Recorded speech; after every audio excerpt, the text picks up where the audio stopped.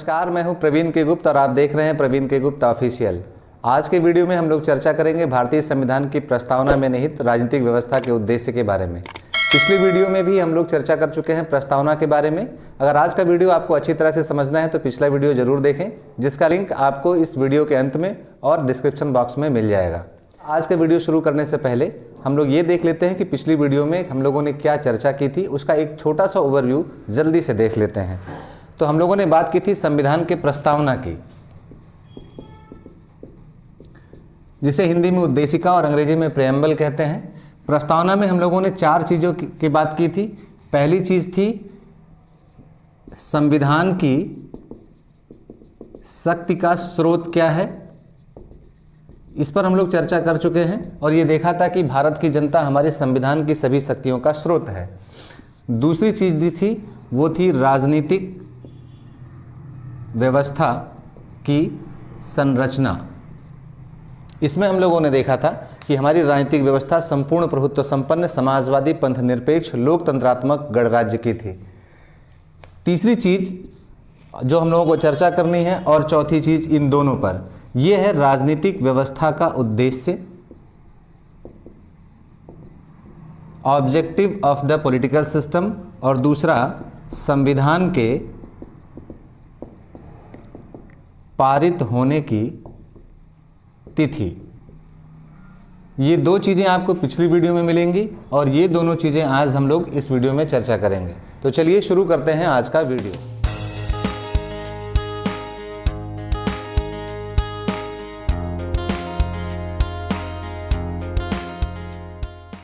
यदि आप प्रस्तावना का अध्ययन करें तो आपको ये उल्लिखित मिलेगा कि हम भारत के लोग भारत को एक संपूर्ण प्रभुत्व संपन्न समाजवादी पंथ निरपेक्ष लोकतंत्रात्मक गणराज्य बनाने के लिए तथा उसके समस्त नागरिकों को सामाजिक, आर्थिक और राजनीतिक न्याय, विचार, अभिव्यक्ति, विश्वास, धर्म और उपासना की स्वतंत्रता, प्रतिष्ठा और अवसर की समता प्राप्त कराने के लिए तथा उन सब में व्यक्ति की गरिमा और राष्ट्र की एकता और अखंडता सुनिश्चित करने वाली बंधुता बढ़ाने के लिए इन शब्दावलियों का प्रयोग किया गया है। इन्हीं शब्दावलियों में तीन चीज़ें निहित हैं। पहली चीज़ जो थी संविधान की जो शक्ति का स्रोत है वो, दूसरा राजनीतिक व्यवस्था की संरचना और तीसरी थी राजनीतिक व्यवस्था का उद्देश्य। इन शब्दावलियों में से हम ढूंढते हैं राजनीतिक व्यवस्था का उद्देश्य क्या है। तो राजनीतिक व्यवस्था का उद्देश्य या objectives of the political system, कौन कौन से शब्द आए हैं रिपब्लिक के बाद या गणतंत्र के बाद, उसको देखते हैं। वो क्या है? पहली चीज है जस्टिस या न्याय। राजनीतिक व्यवस्था का पहला जो लक्ष्य है, पहला जो आदर्श है वो न्याय है। दूसरी जो शब्दावली आई है वो है स्वतंत्रता या लिबर्टी। तीसरा है समता या इक्वालिटी, और चौथा है बंधुता या फ्रैटर्निटी। ये चार शब्द ये हैं, justice, liberty, equality and fraternity. यही चारों शब्द हमारी राजनीतिक व्यवस्था के उद्देश्य हैं। एक नागरिक के रूप में भी हमें इन चीज़ों को ध्यान में रखना चाहिए कि हमारा एंटायर पॉलिटिकल सिस्टम इन्हीं उद्देश्यों पर काम करता है और एक प्रशासक के लिए भी ज़रूरी है। पिछली वीडियो में मैंने आपसे बताया था कि अगर आप इसका अध्ययन करेंगे तो एक अच्छे नागरिक और एक अच्छे प्रशासक हो सकते हैं। प्रारंभिक परीक्षा, मुख्य परीक्षा और इंटरव्यू तीनों ही आपको ये प्रस्तावना हेल्प करने वाली है। तो वो हेल्प कहाँ से करेगी? इन चीज़ों को आपको ध्यान में रखने से। जैसे एक प्रशासक के लिए सबसे महत्वपूर्ण होता है निर्णय लेना। निर्णय कब लेते हैं और किन परिस्थितियों में लेते हैं, ये सबसे ज़रूरी होता है। लेकिन जो निर्णय लिया जाता है वो निर्णय सही होगा या गलत होगा, कभी कभी प्रशासन में उस पर कार्रवाइयाँ भी हो जाती हैं, उनसे बचने के लिए आपको सबसे अच्छा मार्ग देता है।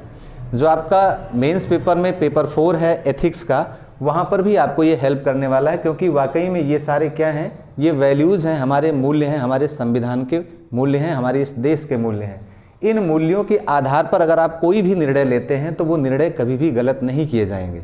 उदाहरण के लिए समझते हैं कि अगर एक प्रशासक के रूप में आप निर्णय लेते समय ये ध्यान में रखते हैं कि उससे न्याय में बढ़ोतरी हो रही है या नहीं, लोगों की स्वतंत्रता बढ़ रही है नहीं, लोगों के बीच समता बढ़ेगी नहीं, या लोगों के बीच भाईचारे की भावना बढ़ रही है नहीं। अगर आपके निर्णय से इन लक्ष्यों की पूर्ति होती है तो कोई भी व्यक्ति, कोई भी संस्था उन निर्णयों को गलत नहीं कह सकती है। ठीक है, तो अब इन चीज़ों को ध्यान में रखना है। ये देखते हैं कि प्रारंभिक परीक्षा और मुख्य परीक्षा में इस पर किस तरह से प्रश्न पूछे जाते हैं। कभी कभी प्रारंभिक परीक्षा में पूछा गया है कि ये जो शब्द हैं न्याय, स्वतंत्रता, समानता और बंधुता, इनको ऑर्डर में लगाने की बात करता है कि इनको क्रम से लगाइए जिस क्रम में ये संविधान की प्रस्तावना में शामिल किए गए हैं। तो ये क्रम ठीक वही है, जस्टिस का, स्वतंत्रता का, समता का और बंधुता का। याद कैसे करेंगे? ठीक वही, जैसे किसी भी समाज की पहली आवश्यकता क्या होती है? न्याय की। कोई भी समाज आगे तभी बढ़ता है जब वो न्यायपूर्ण समाज होता है। अगर समाज में अन्याय विद्यमान होगा तो समाज बहुत आगे नहीं बढ़ पाएगा, आपस में ही बहुत सारी गतिविधियां या आपस में लोग एक दूसरे से भिड़े रहेंगे, तो अन्यायपूर्ण समाज कभी आगे नहीं बढ़ता है। इसलिए पहली आवश्यकता, जो पहला लक्ष्य तय किया हमारे संविधान निर्माताओं ने, वो था न्याय का। दूसरा है व्यक्ति को अधिकतम स्वतंत्रता मिलनी चाहिए। व्यक्ति के व्यक्तित्व का विकास तभी होता है जब उसके पास स्वतंत्रता होगी, अगर परतंत्रता की स्थिति में कभी विकास नहीं हो सकता है। और तीसरा लक्ष्य है समता। स्वतंत्रता असीमित अगर हो जाती है तो वहाँ व्यक्तियों को दिक्कत होने लगती है, एक व्यक्ति की स्वतंत्रता दूसरे व्यक्ति की परतंत्रता बन जाती है। इसलिए इस स्वतंत्रता को बैलेंस करने के लिए रखा गया है समानता, कि जब तक स्वतंत्रता समानता के साथ नहीं मिलती है तब तक स्वतंत्रता का अर्थ किसी व्यक्ति की स्वतंत्रता से नहीं होता है। और अगर न्याय, स्वतंत्रता, समानता ये किसी भी समाज में विद्यमान है तो निश्चित रूप से वहाँ बंधुता बढ़ेगी ही बढ़ेगी। इस नाते संविधान निर्माताओं ने इसी क्रम में इन शब्दों को रखा है, न्याय की, स्वतंत्रता की, समता की और बंधुता की। ठीक है, यहीं पर यह भी जान लेते हैं कि स्वतंत्रता, समता और बंधुता, ये एक बार प्रश्न पूछा गया कि ये शब्दावली ली कहाँ से गई है, तो ये ध्यान में रखिएगा कि ये फ्रांस की क्रांति से ली गई है। फ्रांस की क्रांति कब हुई? 1789 में। ये प्रारंभिक परीक्षा का प्रश्न है। न्याय लगभग दुनिया के हर देश के संविधानों में, हर देश के समाजों में मिलता ही मिलता है, लेकिन ये शब्दावली स्वतंत्रता, समता और बंधुता फ्रांस की क्रांति या फ्रांस के संविधान में भी इसको शामिल किया गया बाद में, वहाँ से हम लोगों ने अडॉप्ट किया है। अब इन सारी अवधारणाओं पर जस्टिस, लिबर्टी, इक्वलिटी और फ्रेटर्निटी, इनकी एक एक ये कॉन्सेप्ट्स हैं। पॉलिटिकल साइंस में देखेंगे तो इस पर पूरे की पूरी अवधारणा है। कई तरह के विचारकों ने अपने विचार दिए हैं, उन चीज़ों को भी हमें समझना जरूरी है। डिटेल्स में जानना इसलिए भी जरूरी है क्योंकि मुख्य परीक्षा में भी इस पर प्रश्न पूछे गए हैं, जो सामान्यतः लगता होगा कि ये पॉलिटिकल साइंस का प्रश्न है, लेकिन ये सामान्य अध्ययन का प्रश्न है, क्योंकि जब तक इनके वास्तविक कॉन्सेप्ट को आप नहीं समझेंगे तब तक आपकी डिसीजन मेकिंग पावर उतनी अच्छी नहीं होगी। तो चलिए अब एक एक की बात करते हैं कि न्याय, स्वतंत्रता, समता और बंधुता का वास्तविक अर्थ क्या होता है और अवधारणा के रूप में इनका प्रयोग कैसे करेंगे। तो पहला लक्ष्य हमारा क्या है? वह है जस्टिस का, न्याय का।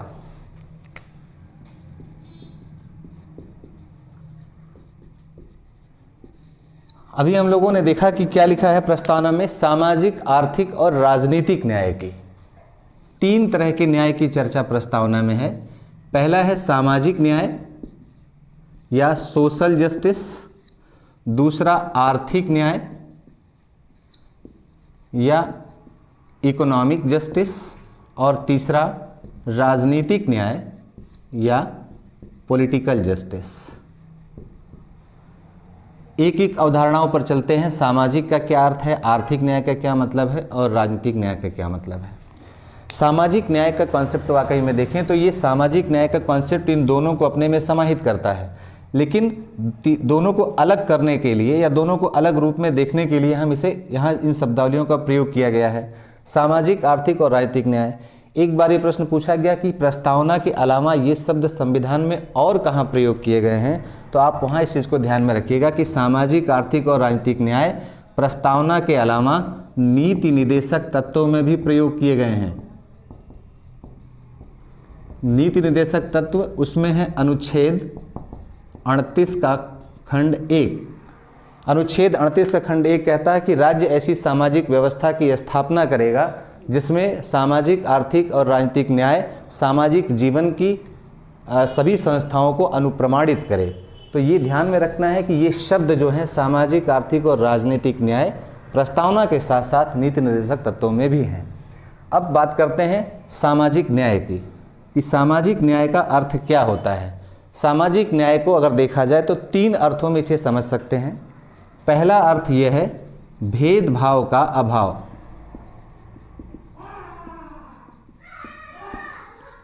Absence of the discrimination.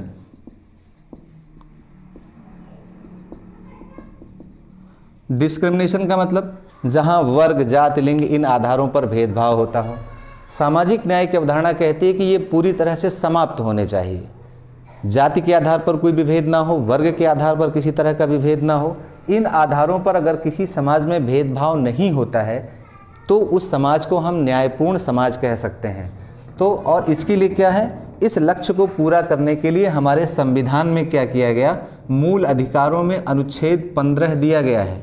अनुच्छेद 15 में 2 खंड हैं। पहला खंड कहता है कि धर्म, मूल, वंश, जाति, लिंग या जन्मस्थान के आधार पर किसी व्यक्ति के साथ कोई भेदभाव नहीं किया जाएगा और इन आधारों पर किसी व्यक्ति को सार्वजनिक स्थानों पर जाने से रोका भी नहीं जाएगा। इसी के साथ साथ एक और है अनुच्छेद, और वह है अनुच्छेद 17। ये भी मूल अधिकार है। अनुच्छेद 17 अस्पृश्यता के अंत की बात करता है। अस्पृश्यता भारतीय समाज की एक बुराई थी जिसमें कुछ जातियों को अस्पृश्य या नीच समझ करके उनके साथ भेदभाव किया जाता था। तो जब तक ऐसी कुछ जातियां, कुछ समुदायों के लोगों के साथ व्यवहार होगा तब तक समाज में भेदभाव का अभाव नहीं हो सकता है।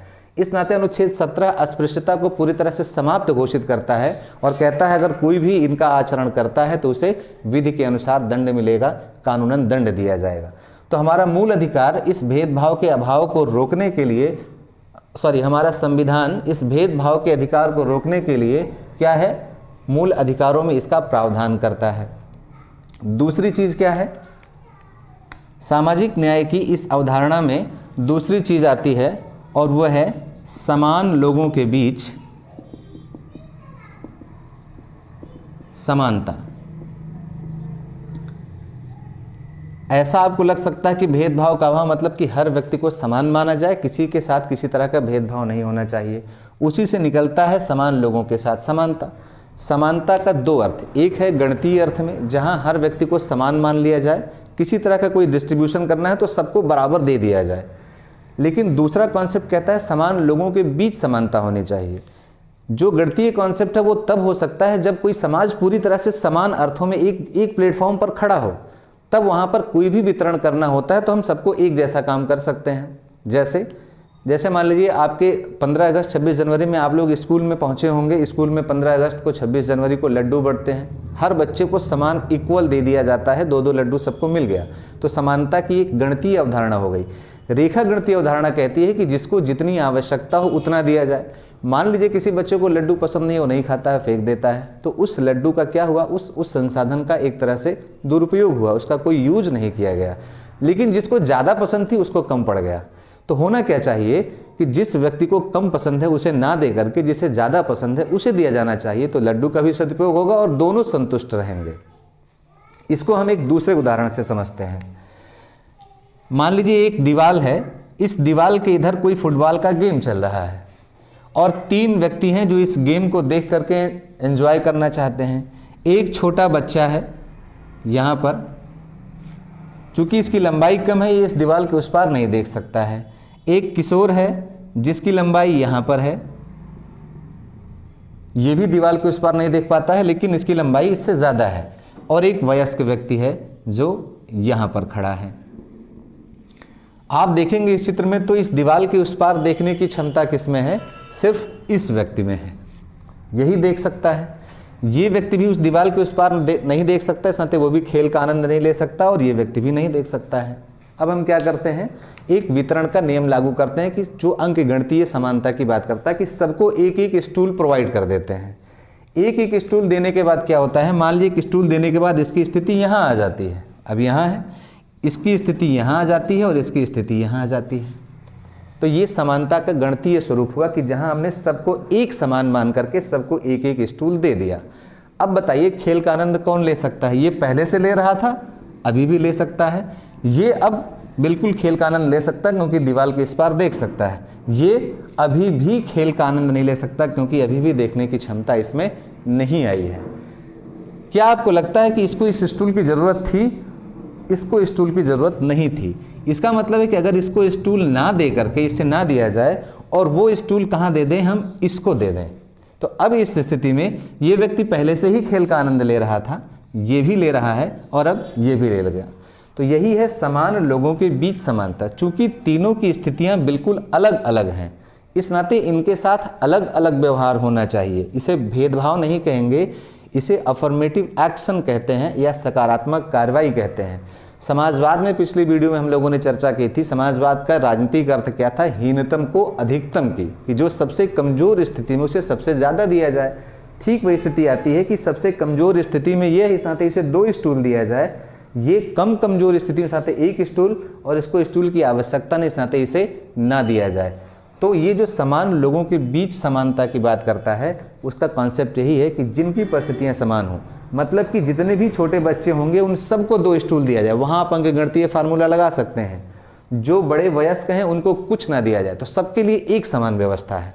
लेकिन चूंकि 3 की परिस्थितियां भिन्न हैं, इस नाते तीनों के साथ भिन्न भिन्न व्यवहार होगा।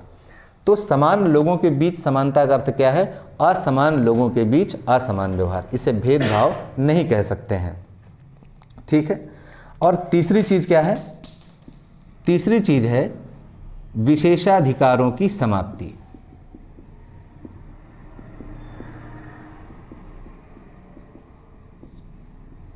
एबॉलिशंस ऑफ द प्रिविलेजेस, कि किसी वर्ग को, किसी व्यक्ति को किसी तरह का कोई भेदभाव नहीं होना चाहिए।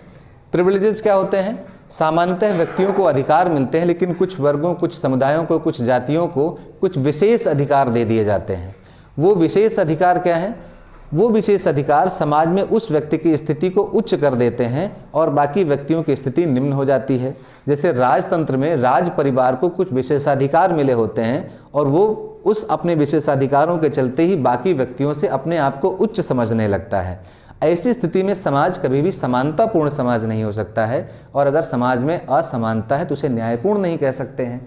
इसलिए ये कहता है कि विशेषाधिकारों की समाप्ति होनी चाहिए, ठीक है, कि किसी व्यक्ति के पास कोई विशेषाधिकार नहीं, हर व्यक्ति बराबर है संविधान की नज़र में।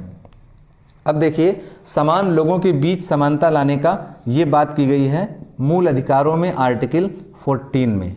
अनुच्छेद 14 में 2 चीज़ें हैं, एक है विधि के समक्ष समता और दूसरा है विधियों का समान संरक्षण।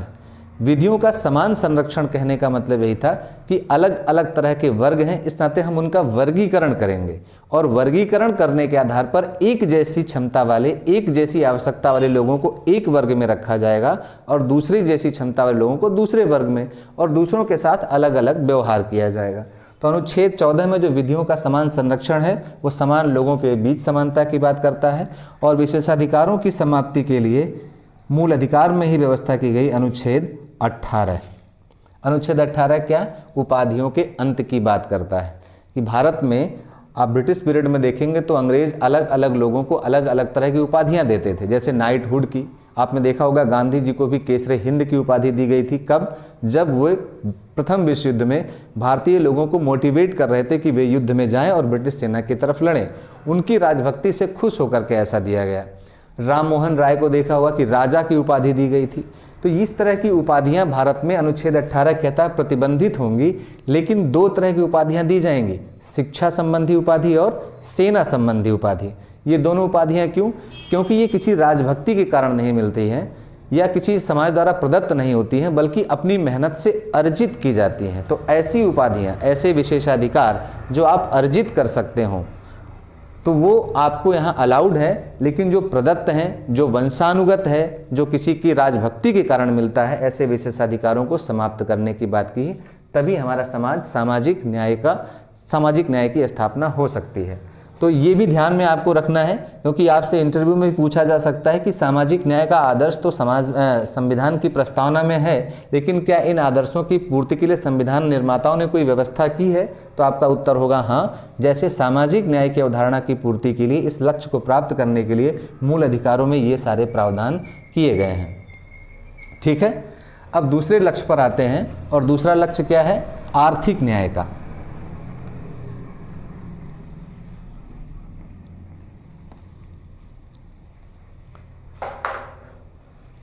आर्थिक न्याय में देखें, आर्थिक न्याय का क्या क्या अर्थ होता है, वहीं से जैसे मैंने शुरू में कहा था कि सामाजिक न्याय की अवधारणा में दोनों शामिल हैं, लेकिन उसे डिफरेंशिएट करने के लिए हम लोग समझते हैं। जैसे आर्थिक न्याय की अवधारणा में पहला चीज़ ये है कि आर्थिक आधारों पर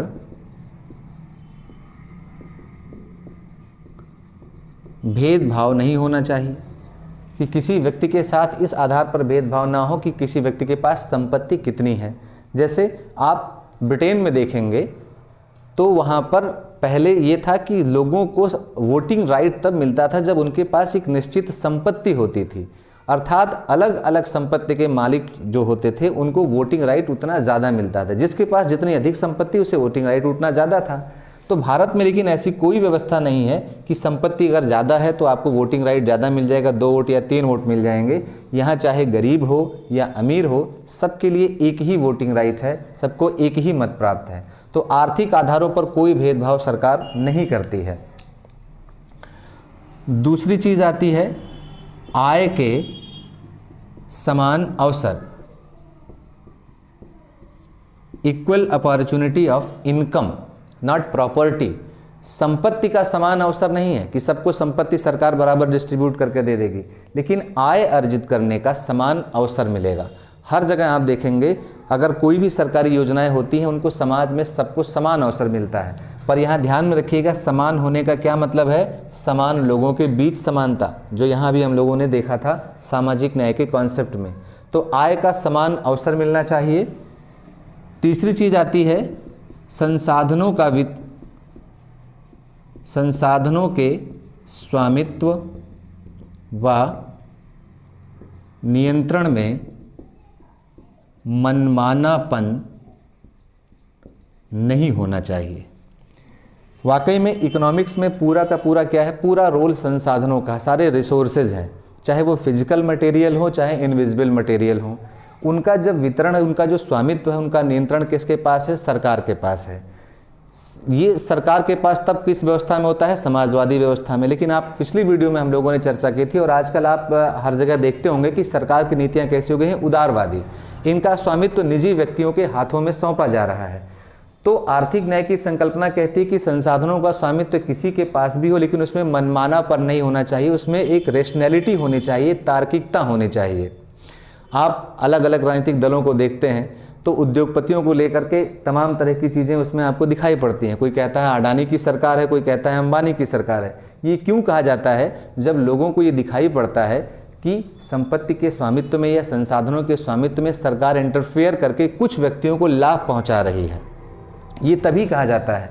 तो आर्थिक न्याय की संकल्पना कह रही कि संसाधनों के स्वामित्व का नियंत्रण किसी एक व्यक्ति के पास नहीं होना चाहिए, उसका नियंत्रण ऐसा हो ताकि उसका लाभ सामूहिक रूप से मिल सके, उसका लाभ सब कोई एक व्यक्ति अर्जित ना करे। और चौथी संकल्पना है संसाधनों के वितरण में समानुपातिक न्याय।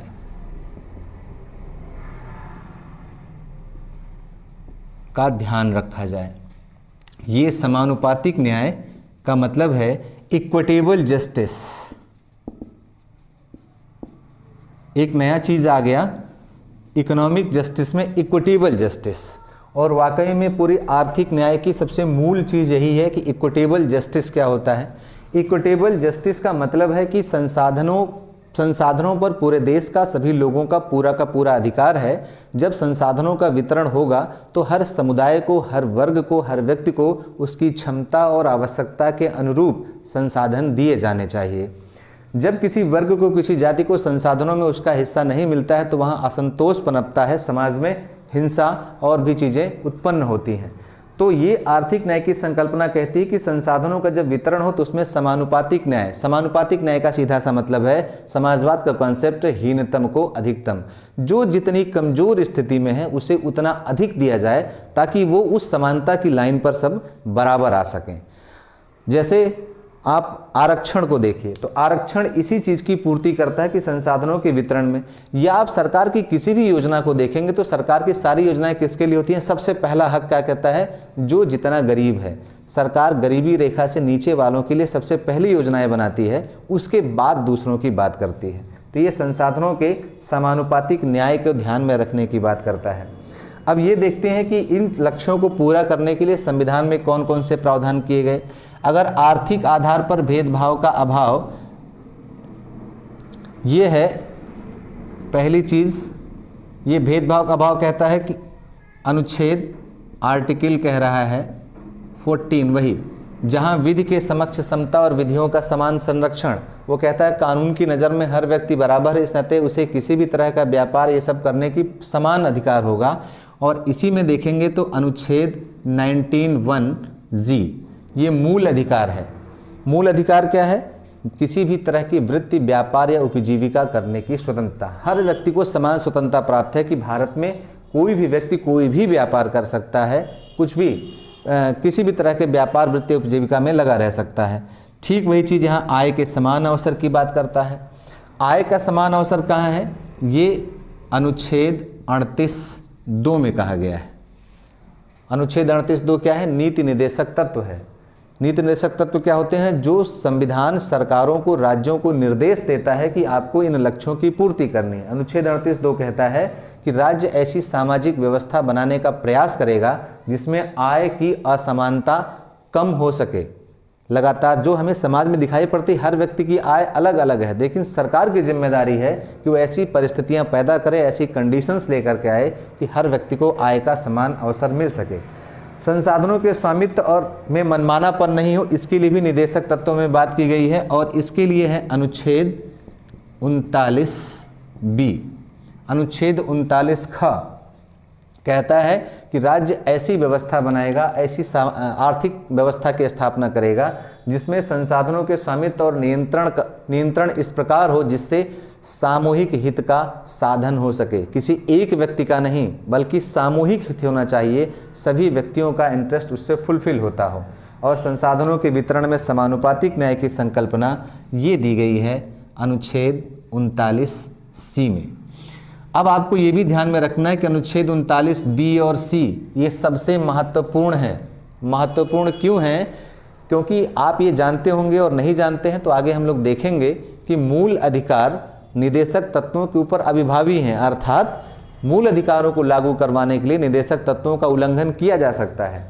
लेकिन सुप्रीम कोर्ट ने कहा है कि अनुच्छेद 39(b) और 39(c) ये दो ऐसे निदेशक तत्व हैं जिनको लागू करवाने के लिए मूल अधिकारों का उल्लंघन हो सकता है। अनुच्छेद 14 को वायलेट कर सकते हैं, अनुच्छेद 19 को वायलेट कर सकते हैं और अनुच्छेद 31 को भी उल्लंघन किया जा सकता है। तो ये अधिकार ये निदेशक तत्व 39(b) और 39(c) सबसे ज़्यादा महत्वपूर्ण है क्योंकि ये मूल अधिकारों से भी ऊंची स्थिति में है। और ये वाकई में क्यों ऊंची स्थिति में रखे गए? ताकि आर्थिक न्याय की जो स्थापना है उसके लक्ष्य को प्राप्त किया जा सके।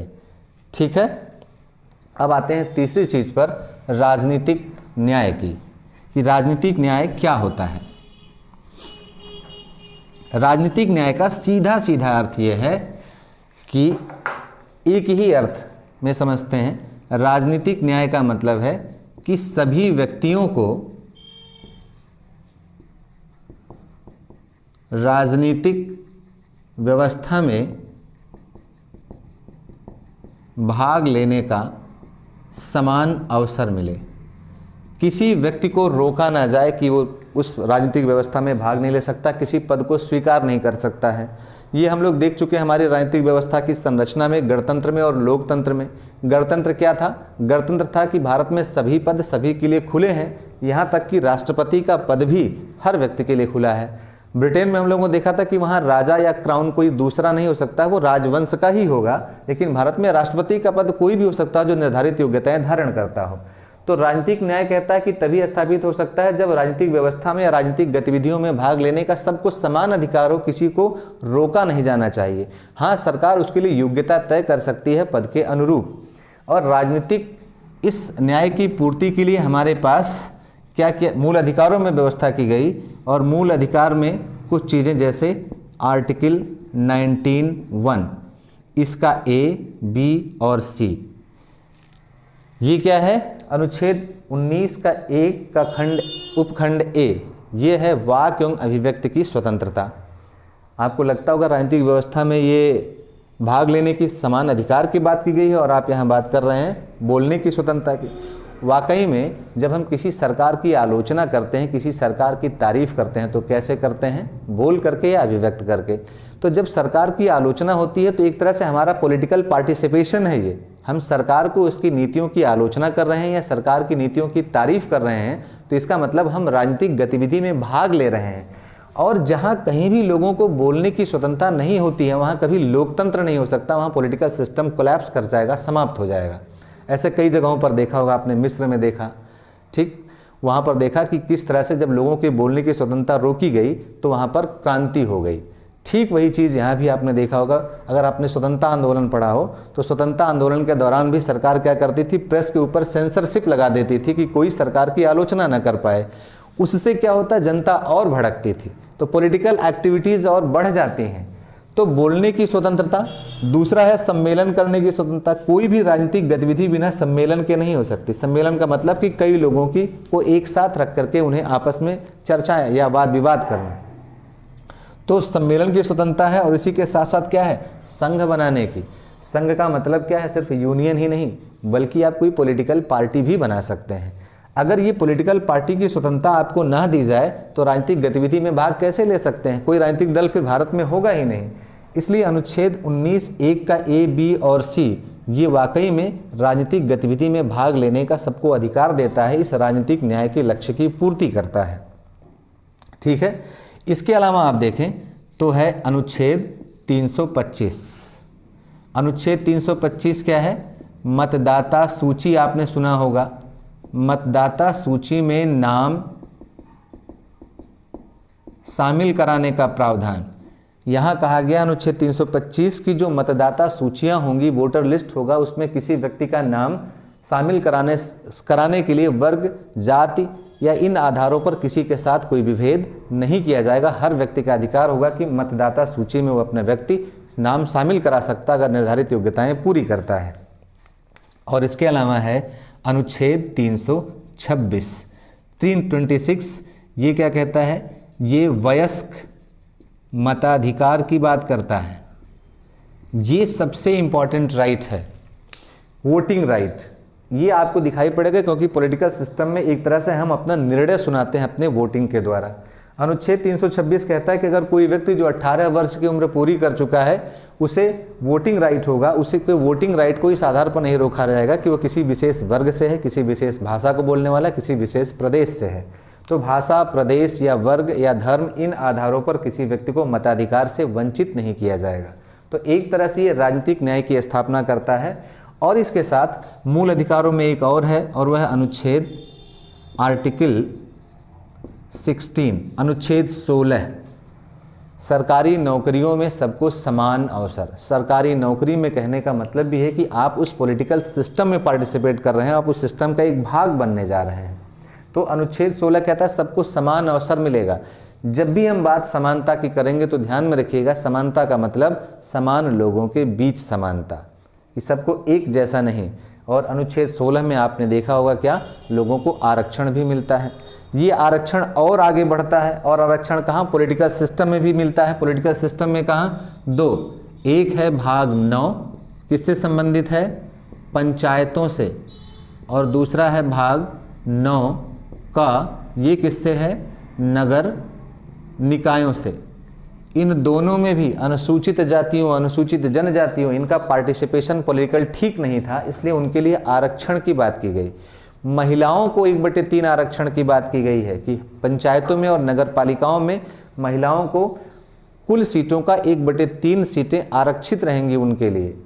ठीक है। और इसके साथ साथ अदर बैकवर्ड क्लास की, अगर इसके अलावा भी कोई पिछड़ा वर्ग बचा हुआ है जिसे हम ओबीसी कहते हैं, अदर बैकवर्ड क्लास, उसके लिए भी आरक्षण का प्रावधान किया गया है। ये आरक्षण का प्रावधान क्यों है? ताकि ये व्यक्ति जो पॉलिटिकल पार्टिसिपेशन जिनका ठीक नहीं था उनको भी पॉलिटिकली पार्टिसिपेट करवाया जा सके। और जब हम राजनीतिक न्याय की संकल्पना को लेकर के चलते हैं तब हमारा लोकतंत्र इस अर्थ में हो जाता है, कैसा लोकतंत्र? भागीदारी वाला लोकतंत्र या पार्टिसिपेटरी डेमोक्रेसी। चलिए, अब राजनीतिक व्यवस्था का जो उद्देश्य था उसमें दूसरे उद्देश्य पे हम लोग बात करते थे, जो थी स्वतंत्रता। ये ध्यान में रखिएगा कि स्वतंत्रता के लिए लिबर्टी शब्द का प्रयोग किया गया है। अंग्रेजी में स्वतंत्रता के लिए अलग अलग शब्द हैं, जैसे लिबर्टी है, फ्रीडम है, इंडिपेंडेंस है। लेकिन प्रस्तावना में जो शब्द प्रयोग किया गया अंग्रेजी में स्वतंत्रता, और अंग्रेजी में इस वर्ड यूज किया गया है लिबर्टी। लिबर्टी का अर्थ क्या है, स्वतंत्रता का अर्थ क्या है? जब मनुष्य दूसरे की इच्छा से कार्य करने के लिए बंधा ना हो, बल्कि अपनी इच्छा से काम करने के लिए बंधा हो, तो उसे कहते हैं स्वतंत्रता या लिबर्टी। ये स्वतंत्रता दो तरीके की होती है। एक को कहते हैं निगेटिव लिबर्टी या नकारात्मक स्वतंत्रता, और दूसरे को कहते हैं पॉजिटिव या सकारात्मक। नकारात्मक क्या कहता है? नकारात्मक स्वतंत्रता के कॉन्सेप्ट में यह है कि किसी भी तरह के बंधन नहीं होने चाहिए, अर्थात प्रतिबंधों का अभाव होना चाहिए। प्रतिबंधों का अभाव। जबकि सकारात्मक स्वतंत्रता कुछ प्रतिबंधों को स्वीकार करके चलती है। दोनों में मुख्य अंतर यही है, कुछ प्रतिबंधों को स्वीकार करती है। प्रतिबंधों के अभाव कहने का मतलब है एब्सेंस ऑफ द रिस्ट्रेंट, किसी भी तरह के प्रतिबंध ना हो। ये कॉन्सेप्ट कहाँ से आता है? ये कॉन्सेप्ट सबसे पहले ये मान करके चलता है कि मनुष्य एक विवेकशील प्राणी है, इसलिए उसे अपने जीवन को मनचाहा स्वरूप देने की पूरी स्वतंत्रता होनी चाहिए। क्यों? ये मानता है कि व्यक्ति क्या है, समर्थ है, कैपेबल है, और जब व्यक्ति अपने जीवन को मनचाहा स्वरूप देने के लिए स्वतंत्र है तो फिर वो उसके ऊपर किसी तरह के बंधन राज्य या कोई समाज नहीं लगा सकता है। यहाँ से निकलता है एक थ्योरी जिसे कहते हैं लेसेस फेयर की थ्योरी या हस्तक्षेप का सिद्धांत, कि व्यक्ति की स्वतंत्रता में राज्य या सरकारें किसी तरह का हस्तक्षेप ना करें, क्योंकि हस्तक्षेप करने से उसकी स्वतंत्रता प्रभावित होती है और व्यक्ति के अंदर कैपेबिलिटी से क्या आती है, इनकैपेबिलिटी शुरू हो जाती है। इसलिए नकारात्मक स्वतंत्रता कहती है कि व्यक्ति के ऊपर किसी तरह का कोई प्रतिबंध नहीं होना चाहिए, जबकि सकारात्मक स्वतंत्रता क्या कहती है, ये व्यक्ति को इनकैपेबल मान के चलता है। इनकैपेबल मतलब कि ऐसे भी व्यक्ति समाज में हैं जो अपने जीवन को मनचाहा स्वरूप देने के लिए सक्षम नहीं हैं।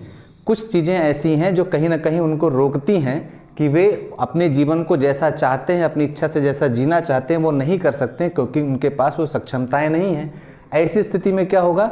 ऐसी स्थिति में राज्य और समाज से अपेक्षा की जाती है कि वे उन बंधनों को किनारे करें, उन बंधनों को हटाएं और उनके जीवन में हस्तक्षेप करें, ताकि व्यक्ति भी कैपेबल हो जाए और वो भी अपने जीवन को मनचाहा स्वरूप देने की कोशिश करे। अब देखें तो नकारात्मक स्वतंत्रता किन की बात करेगी?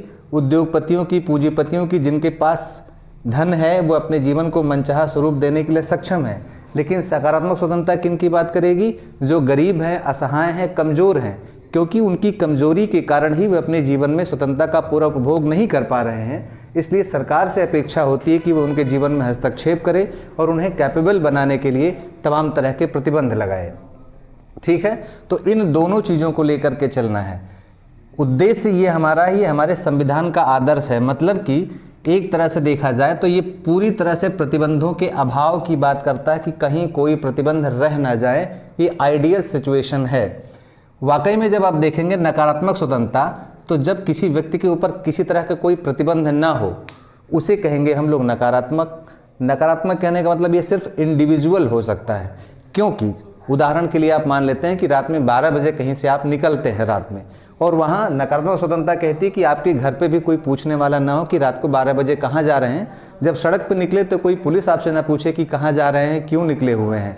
मतलब एक तरह से का देखा जाए तो एब्सोल्यूट फ्रीडम की बात है, एक निरपेक्ष स्वतंत्रता की बात है कि किसी तरह का बंधन नहीं होने चाहिए।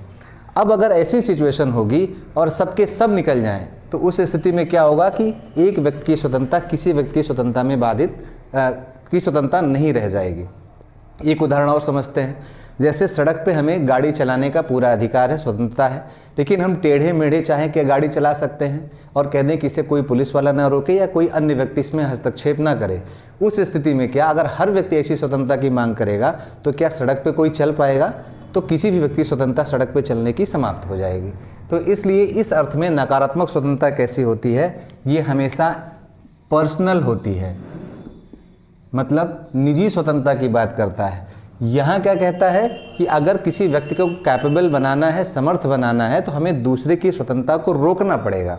जैसे उद्योगपति ढेर सारे पैसे कमाता है क्योंकि वो कैपेबल है।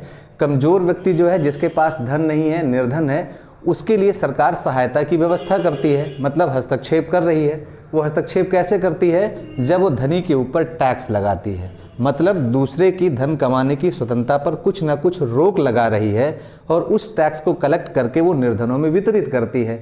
इससे वो व्यक्ति भी सक्षम हो जाता है। तो सकारात्मक स्वतंत्रता हमेशा कुछ प्रतिबंधों को स्वीकार करके चलेगी, और ये प्रतिबंध इसलिए आवश्यक होते हैं ताकि अन्य व्यक्ति भी अपनी स्वतंत्रता का उपभोग कर सकें। ठीक है, तो इस कॉन्सेप्ट को ध्यान में रखना है। क्यों? 2017 की मुख्य परीक्षा में ये प्रश्न पूछा गया था। जनरली लोगों को लग रहा था कि ये प्रश्न तो कहीं जीएस में होना ही नहीं चाहिए, लेकिन यहाँ से होना चाहिए। पॉलिटी का प्रश्न था। प्रश्न ये था, differentiate between liberty and freedom, इन दोनों में क्या अंतर है और मार्क्स का इस पर क्या विचार है, मार्क्स क्या सोचता है, मार्क्सवादी अप्रोच क्या है। ठीक, उसको भी देखते हैं। लेकिन उससे पहले ये जान लें कि ये जो शब्द लिबर्टी है, ये यूज कहाँ किया गया?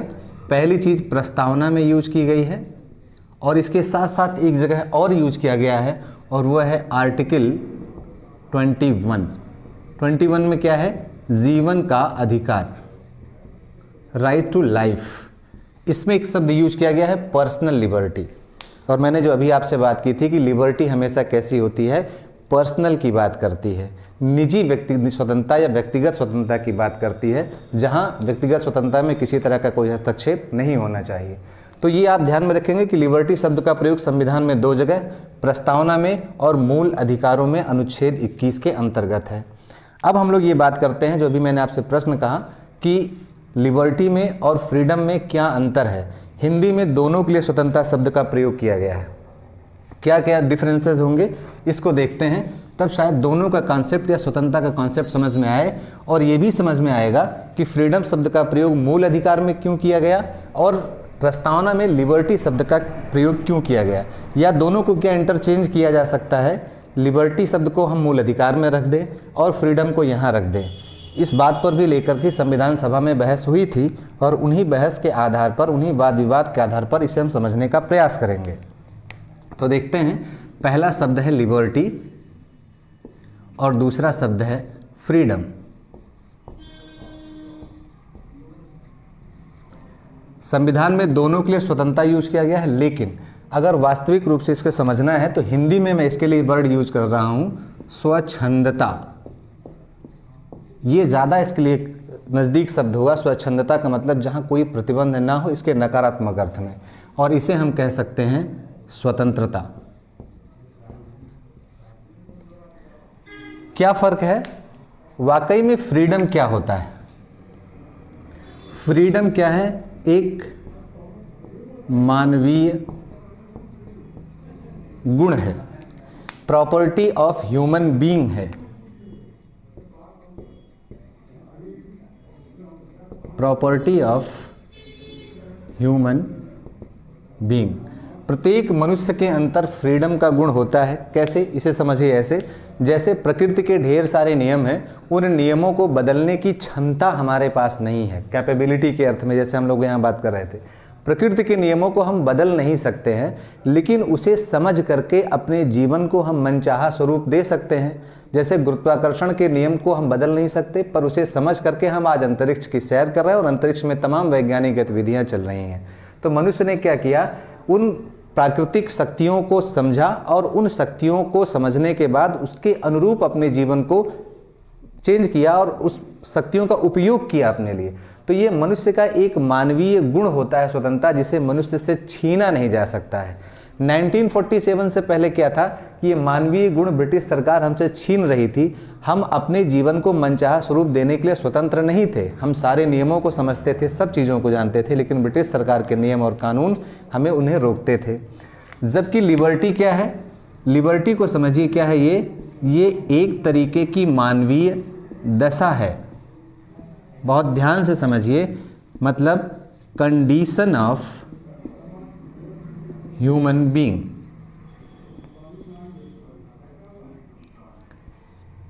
दशा का क्या मतलब है? कि मनुष्य की तमाम अलग अलग परिस्थितियों में काम करता है। उन परिस्थितियों के अकॉर्डिंग ही व्यक्ति कैपेबल होता है और इनकैपेबल होता है। तमाम तरह के ऐसे आपने मिथ सुने होंगे, तमाम तरह के पौराणिक कथाएं सुनी होंगी जहां बड़े से बड़ा धनुर्धर भी बिल्कुल बेकार हो जाता है क्योंकि वैसी परिस्थितियां उसे नहीं मिलती हैं। तो लिबर्टी का मतलब एक तरह की मानवीय दशा, कंडीशंस है। और ये कंडीशंस क्या करती है, जब हम किसी व्यक्ति के लिए कुछ कंडीशंस उत्पन्न कर देते हैं तो वो बेहतर तरीके से काम करने लगता है। और जब या अगर किसी व्यक्ति के ऊपर कुछ ऐसे कंडीशंस है जहां वो बेहतर काम नहीं करता है तो वो कंडीशंस हम हटा देते हैं। राज्य या समाज का काम यही है कि व्यक्ति अपनी स्वतंत्रता का उपभोग तब कर सकता है जब कुछ मानवीय दशाएं, कुछ परिस्थितियां ऐसी पैदा की जाएं। ठीक है, जैसे आपने सरकारों को देखा होगा कि सरकार की तमाम योजनाएं होती हैं जो व्यक्ति को कैपेबल बनाने के लिए होती हैं, ऐसी दशाएं उत्पन्न करता है। जैसे एक निर्धन व्यक्ति है, वो कुछ बिजनेस करना चाहता है, व्यवसाय करना चाहता है, इनकम करना चाहता है, लेकिन उसके पास क्या है, धन नहीं है। और व्यवसाय की पहली आवश्यकता क्या होती है, पूंजी। तो सरकार ने क्या किया, मुद्रा योजना लेकर के आई, छोटी छोटी पूंजी लोगों को लोन के रूप में उपलब्ध कराती है कि इस लोन के सहारे आप अपना बिजनेस स्टार्ट करिए, बिजनेस जब चलने लगे तो वो धन वापस कर दीजिए। उस छोटी सी मुद्रा लोन ने क्या किया, उसके लिए परिस्थिति पैदा कर दी व्यवसाय को शुरू करने की, और वो व्यक्ति अपने जीवन को मनचाहा स्वरूप देने में सक्षम हो गया क्योंकि अब उसकी अर्निंग शुरू हो गई, उसका व्यवसाय शुरू हो चुका है और वो छोटी सी मुद्रा भी उसे लोन ब्याज के सहित वो वापस कर देता है। तो इस अर्थ में लिबर्टी का मतलब क्या होता है कि कुछ कंडीशंस हैं, उन कंडीशंस को क्या करना है, सरकार या तो क्रिएट करे, और अगर कुछ बाधाएं ऐसी हैं जो उनके जीवन को प्रभावित करती हैं तो उन बाधाओं को हटाने का काम करेगा। जबकि फ्रीडम एक तरह का मानवीय गुण है और ये गुण ऐसा है जो व्यक्ति में निहित ही होता है, जिसे छीना नहीं जा सकता है। और इसीलिए जब भी फ्रीडम मूवमेंट होता है कहीं भी तो हर कोई उसका सपोर्ट करता है। आपने देखा होगा कहीं भी लिबर्टी के लिए मूवमेंट नहीं होता है, फ्रीडम मूवमेंट। हम अपने स्वतंत्रता आंदोलन को क्या कहते हैं, इंग्लिश में फ्रीडम मूवमेंट कहते हैं, कहीं लिबर्टी मूवमेंट नहीं करते, क्योंकि ये दशा कैसा होता है, ये बाह्य है, ये कभी भी बनाई जा सकती है, हटाई जा सकती है। इस अर्थ में लिबर्टी क्या होती है, बाह्य होती है, एक्सटर्नल होती है। मतलब बाह्य परिस्थितियां क्रिएट कर दिया, हम काम करने लगे, कुछ बाधाएं थी, उन बाधाओं को हटा दिया, हम काम करने लगे। जबकि फ्रीडम क्या है, फ्रीडम हमेशा इंटरनल होता है, ये आंतरिक होता है, ये प्रत्येक व्यक्ति में निहित है। और ये आंतरिक चीज़ है क्या, ये आंतरिक चीज़ है हमारा सेल्फ डिटर्मिनेशन। सेल्फ डिटर्मिनेशन का मतलब है आत्मनिर्णय। प्रत्येक व्यक्ति को आत्मनिर्णय का अधिकार होना चाहिए। पूरे स्वतंत्रता आंदोलन के दौरान हम लोग अंग्रेजों से यही तो मांग रहे थे कि हमें आत्मनिर्णय का अधिकार हो, कि हमारे देश की दशा और दिशा क्या होगी ये अंग्रेज या कोई अंग्रेज अधिकारी बैठ के तय नहीं करेगा, बल्कि भारतीयों की दशा और दिशा का निर्माण कौन करेगा, भारत के लोग स्वयं करेंगे। इसीलिए हम कहते हैं ये फ्रीडम मूवमेंट था, ठीक है, क्योंकि ये हर व्यक्ति के अंदर आत्मनिर्णय निहित है। एक विचारक है ज्यां पाल सार्त्र, फिलोसोफर है फ्रांस का, उसने कहा कि वाकई में मनुष्य जो है वो निर्णय लेने के लिए बाध्य है। ऐसा कोई क्षण नहीं होता है कि जब हम निर्णय नहीं लेते हैं। उसने कहा कि निर्णय ना लेना भी तो एक निर्णय है। तो इसलिए ये व्यक्ति की मानवीय गुण है कि व्यक्ति हमेशा निर्णय लेता ही लेता है। जब कोई मनुष्य निर्णय लेना बंद कर देता है तो वाकई में मनुष्य नहीं बल्कि भौतिक पदार्थ हो जाता है। जैसे कोई भौतिक पदार्थ किसी तरह का कोई निर्णय नहीं लेता है, मनुष्य हमेशा निर्णय लेता है। इस अर्थ में ये मानवीय गुण, तो दोनों में पहला अंतर क्या है कि एक मानवीय दशा का संकेत करता है, एक मानवीय गुण है। ये लिबर्टी एक्सटर्नल होती है और ये आंतरिक होती है। दूसरी चीज जो हम लोगों ने कहा था, तीसरी चीज ये क्या था, ये बाह्य प्रतिबंधों को स्वीकार नहीं करता, बाह्य प्रतिबंधों को हटाने की बात करता है कि किसी तरह के कोई प्रतिबंध नहीं होने चाहिए। जबकि फ्रीडम में, ये आपको हमेशा ध्यान में रखिएगा कि फ्रीडम में हमेशा कुछ बंधन स्वीकार किए जाते हैं।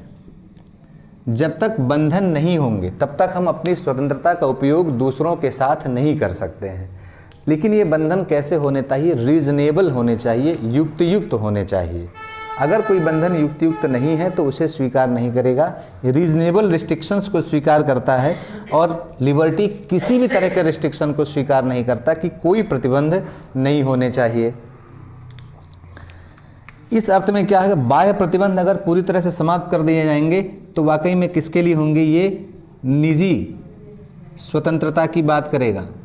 एकदम से कहीं पूरी तरह से स्वतंत्रता ना हो तो वो निजी स्वतंत्रता ही हो सकती है। जैसे मैं अपने घर में बैठ करके, अपने कमरे में बैठ करके कुछ भी करूं, उस पर किसी तरह का कोई रोक लगाने वाला नहीं है, लेकिन बाहर निकल करके वो सारी गतिविधियां नहीं कर सकता जो अपने कमरे में कर सकता हूं, क्योंकि बाहर हमें लोगों के साथ अपनी स्वतंत्रता का उपयोग करना है।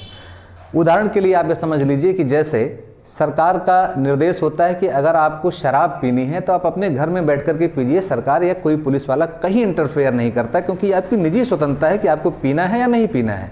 लेकिन आप शराब पी करके या शराब ले करके सड़क पर नहीं पी सकते हैं, क्योंकि आप दूसरों की स्वतंत्रता को प्रभावित कर सकते हैं सड़क पी करके। तो वहाँ क्या है कि ये निजी स्वतंत्रता की बात करता है, जबकि फ्रीडम क्या करता है, ये कलेक्टिव की बात करता है, कलेक्टिव फ्रीडम की। तो इसमें कलेक्टिवनेस है, सामूहिकता की बात है। अब आप ये बताइए कि हमारा उद्देश्य क्या है, हमारा लक्ष्य क्या है, लिबर्टी या फ्रीडम। संविधान निर्माताओं ने कहा हमारे संविधान का जो लक्ष्य है वो लिबर्टी है, मतलब एक एक व्यक्ति को अधिकतम जितने बाह्य प्रतिबंध हो धीरे धीरे वो खत्म होते जाएं। सारे अचानक से खत्म नहीं हो सकते हैं, लेकिन धीरे धीरे हम खत्म करते जाएंगे। लोग इतने स्वतंत्र हो जाएं कि अपने जीवन को मनचाहा स्वरूप दे सकें।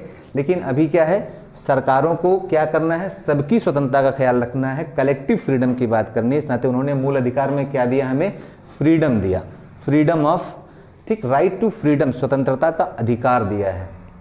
तो ये चीज़ समझ में आ गई कि स्वतंत्रता का जो शब्द है इसे हमने मूल अधिकारों में क्यों रखा, इसलिए रखा क्योंकि स्वतंत्रता ही या फ्रीडम ही ऐसा होता है जो सबके साथ मिलकर के चलता है और कुछ ना कुछ बंधन भी होते हैं। उदाहरण के लिए समझिए, अनुच्छेद 19(1) है, अनुच्छेद 19 का खंड 1 है, जिसमें 6 तरह की स्वतंत्रताएं दी गई हैं। वाक एवं अभिव्यक्ति की स्वतंत्रता है, सभा सम्मेलन की स्वतंत्रता है, संघ बनाने की है, पूरे भारत में कहीं भी घूमने की, बस जाने की, कोई भी व्यापार करने की स्वतंत्रता है। तो अनुच्छेद 19(1) 6 तरह की स्वतंत्रताएं देता है। लेकिन उसी तरह अनुच्छेद 19 के खंड 2 से लेकर के खंड 6 तक पूरे के पूरे प्रतिबंध लगाए गए। जैसे वाक एवं अभिव्यक्ति की स्वतंत्रता हमारे पास है कि हम कुछ भी बोल सकते हैं, कुछ भी अभिव्यक्त कर सकते हैं, लेकिन उसके साथ साथ अनुच्छेद 19 का खंड 2 जो है वो 8 तरह के प्रतिबंध लगाता है कि आप कुछ भी बोलिए लेकिन दूसरे की मानहानि नहीं कर सकते, वहाँ रोक दिया जाएगा। आप देश की अखंडता और संप्रभुता के विरुद्ध नहीं बोल सकते हैं, वहाँ रोक दिया जाएगा। कोई अपराध को बढ़ावा देने के लिए नहीं बोल सकते हैं, वहाँ आपको रोक दिया जाएगा। पब्लिक ऑर्डर गड़बड़ हो जाए अगर आपके बोलने से तो आपको रोक दिया जाएगा। आपने देखा होगा कि तमाम नेताओं को जब भाषण देने जाते हैं तो सरकारें रोक देती हैं और ये कहती हैं कि आपके बोलने से स्वतंत्रता, पूरी लोक व्यवस्था गड़बड़ हो जाएगी, दंगे हो सकते हैं और कुछ स्थितियाँ हो सकती हैं, तो उनको अरेस्ट कर लिया जाता है, रोक दिया जाता है। क्यों? क्योंकि फ्रीडम क्या कहता है, कुछ तरह के बंधन होने चाहिए, और ये बंधन इसलिए होने चाहिए ताकि हर व्यक्ति अपनी स्वतंत्रता का उपयोग कर सके। लिबर्टी कहता है कोई प्रतिबंध नहीं। तो ये हमारा लक्ष्य है और ये हमारी वास्तविकता है, ये हमको मिला हुआ है, और हमारा जो लक्ष्य क्या है वो लिबर्टी है। संविधान चाहता है कि आपको ये प्रोवाइड करना है, ये तो हमें मिल चुका है। इसी के साथ एक शब्द और है, और वो शब्द है इंडिपेंडेंस। इसे भी स्वतंत्रता कहते हैं। जैसे इंडिपेंडेंस डे हम लोग मनाते हैं, स्वतंत्रता दिवस, ये वाकई में देखें तो ये डिपेंडेंट का उल्टा है। डिपेंड का मतलब होता है निर्भर, और निर्भर किस पर होंगे हम, जो हमसे ऊपरी सत्ता होगी या हमसे जो श्रेष्ठ होगा उसी के ऊपर निर्भर होते हैं। हमसे निचली स्थिति में जो होगा वो तो हम पर निर्भर होगा। तो निर्भरता हमेशा उस पर होती है जो उससे ऊपरी सत्ता हो। इंडिपेंडेंस ठीक डिपेंडेंट का उल्टा है, और इसलिए कहता है कि इंडिपेंडेंस की स्थिति में क्या होगा कि कोई ऊपरी सत्ता नहीं होगी, आपसे ऊपर जब कोई ना रह जाए। जैसे एक छोटा सा बच्चा अपने माँ बाप के ऊपर निर्भर होता है, लेकिन जब वो खुद अर्निंग करने लगता है, आर्थिक रूप से आत्मनिर्भर हो जाता है, तब वो इंडिपेंडेंट की स्थिति में आ जाता है। राष्ट्र की जो सिचुएशन होती है यही थी कि हम क्या थे, हमारे भाग्य का निर्माता कौन, ब्रिटिश सरकार थी 1947 से पहले। तो हम कैसे थे, ब्रिटिश सरकार के ऊपर डिपेंडेंट थे। कानून वो बनाते थे, लागू वो करते थे, पालन हमें करना पड़ता था। 1947 में 15 अगस्त की रात्रि को क्या किया, हम इंडिपेंडेंट हो गए कि अब अपने भाग्य का निर्माण हम स्वयं करेंगे, अब हमसे हमारे ऊपर कोई दूसरी सत्ता नहीं है। तो जहां आत्मनिर्णय का अधिकार हर व्यक्ति को मिल जाए, निर्भरता दूसरों पर समाप्त हो जाए, उसे कहते हैं इंडिपेंडेंट। तो 15 अगस्त 1947 को हमें क्या मिला, इंडिपेंडेंसी मिली, हम स्वतंत्र हुए। संविधान बना तो लोगों को क्या दिया गया, फ्रीडम, क्योंकि मानवीय गुण था, लेकिन लक्ष्य क्या है, लिबर्टी है। जितने भी तरह के बाह्य प्रतिबंध हैं, अगर कुछ व्यक्तियों की बाधाएं हैं उसको खत्म करना है। जैसे एक दिव्यांग व्यक्ति हो तो दिव्यांग व्यक्ति को चलने में क्या है, पैर ठीक नहीं है, इसलिए क्या होता है वो चल नहीं पाता है। तो एक तरह की पैर ठीक ना होना, उसके लिए बाधाएं हैं। सरकार या समाज का काम क्या है कि उसके लिए कृत्रिम पैर तैयार करके दिया जाए ताकि वो भी चलने में सक्षम हो जाए, तब वो अपने चलने की स्वतंत्रता का उपयोग कर सकता है। उस अर्थ में लिबर्टी का प्रयोग किया गया है। ठीक है, अब हम लोग बात करेंगे ये जो लिबर्टी है ये कितने तरीके की लिबर्टी की बात हमारी प्रस्तावना करता है। हम लोगों ने भी प्रस्तावना का पाठ किया था और ये देखा था कौन सा, सामाजिक, आर्थिक और राजनीतिक न्याय, और इसके साथ साथ ये जो स्वतंत्रता थी या लिबर्टी, उसमें बात की गई सामाजिक, आर्थिक और राजनीतिक न्याय। इसके अलावा स्वतंत्रता कौन कौन सी की गई थी, विचार की स्वतंत्रता मतलब थॉट, दूसरा अभिव्यक्ति एक्सप्रेशन, विश्वास बिलीफ, धर्म फेथ, और पांचवी है उपासना या इसे कहते हैं वर्शिप। जैसे मैंने आपको बताया था कि वो चार चीज़ें, जो चार उद्देश्य, उसे उसी सीक्वेंस में याद रखना है, उसी सीक्वेंस में इसको भी याद रखना है। प्रीलिम्स परीक्षाओं में अक्सर इन्हें सीक्वेंस में लगाने के लिए दिया जाता है। उत्तर प्रदेश पीसीएस में भी कई बार ये प्रश्न पूछे गए हैं। इन 5 शब्दों को देता है और कहता है कि इन्हें ऑर्डर से लगाइए कि पहले क्या चीज़ आती है उसके बाद क्या चीज़ आती है। इसको रटना नहीं है, रटने से आप हमेशा कंफ्यूज होंगे। करना क्या है, देखिए ये विचार क्या है, ये वाकई में जब हम मान करके चलते हैं कि मैंने अभी आपसे बात की थी कि लिबर्टी क्या मान करके चलती है कि मनुष्य एक विवेकशील प्राणी है, उसके पास रीज़न है। रीज़न या विवेकशील कहने का मतलब क्या है कि उसके अंदर मस्तिष्क में प्रक्रियाएं चलती रहती हैं। किस चीज़ की, थिंकिंग प्रोसेस है, विचार की शक्ति चलती रहती है। तो कुछ भी सोचने की, कुछ भी करने की तो अलग है। पहले हम कुछ भी हम करते हैं तो क्या आता है, सबसे पहले उसका विचार हमारे मस्तिष्क में आता है। तो ये विचार की स्वतंत्रता सबसे पहले होनी चाहिए। ठीक है, कुछ भी सोचने की स्वतंत्रता है, यहाँ पर किसी तरह के कोई बंधन नहीं है। तो पहला ये कहता है विचार की स्वतंत्रता। वाकई में हम किसी भी चीज़ को एक्सप्रेस तब करते हैं, अभिव्यक्त कब करते हैं, जब पहले हमारे ऊपर, हमारे मस्तिष्क में विचार आता है। तो बिना विचारों के हमारे अभिव्यक्ति होती नहीं। इसलिए सबसे पहली स्वतंत्रता संविधान निर्माताओं ने किसकी बात की, विचार की, और उसके बाद ही अभिव्यक्त कर सकते हैं। अभिव्यक्त करने का क्या अर्थ है कि हमारे मस्तिष्क में जो चीज़ें चल रही हैं उसे दूसरों के सामने हम प्रकट कर सकते हों, ऐसी परिस्थितियां उत्पन्न की जाएं ताकि हम बोल सकते हों। अगर हम अपनी सरकार की आलोचना कर रहे हैं मतलब उसका विचार हमारे मस्तिष्क में पहले आया और उसे हम दूसरों के सामने प्रकट कर रहे हैं कि ये सरकार ठीक नहीं है, ये सरकार ठीक काम नहीं करे, उसकी ये नीति ठीक नहीं है।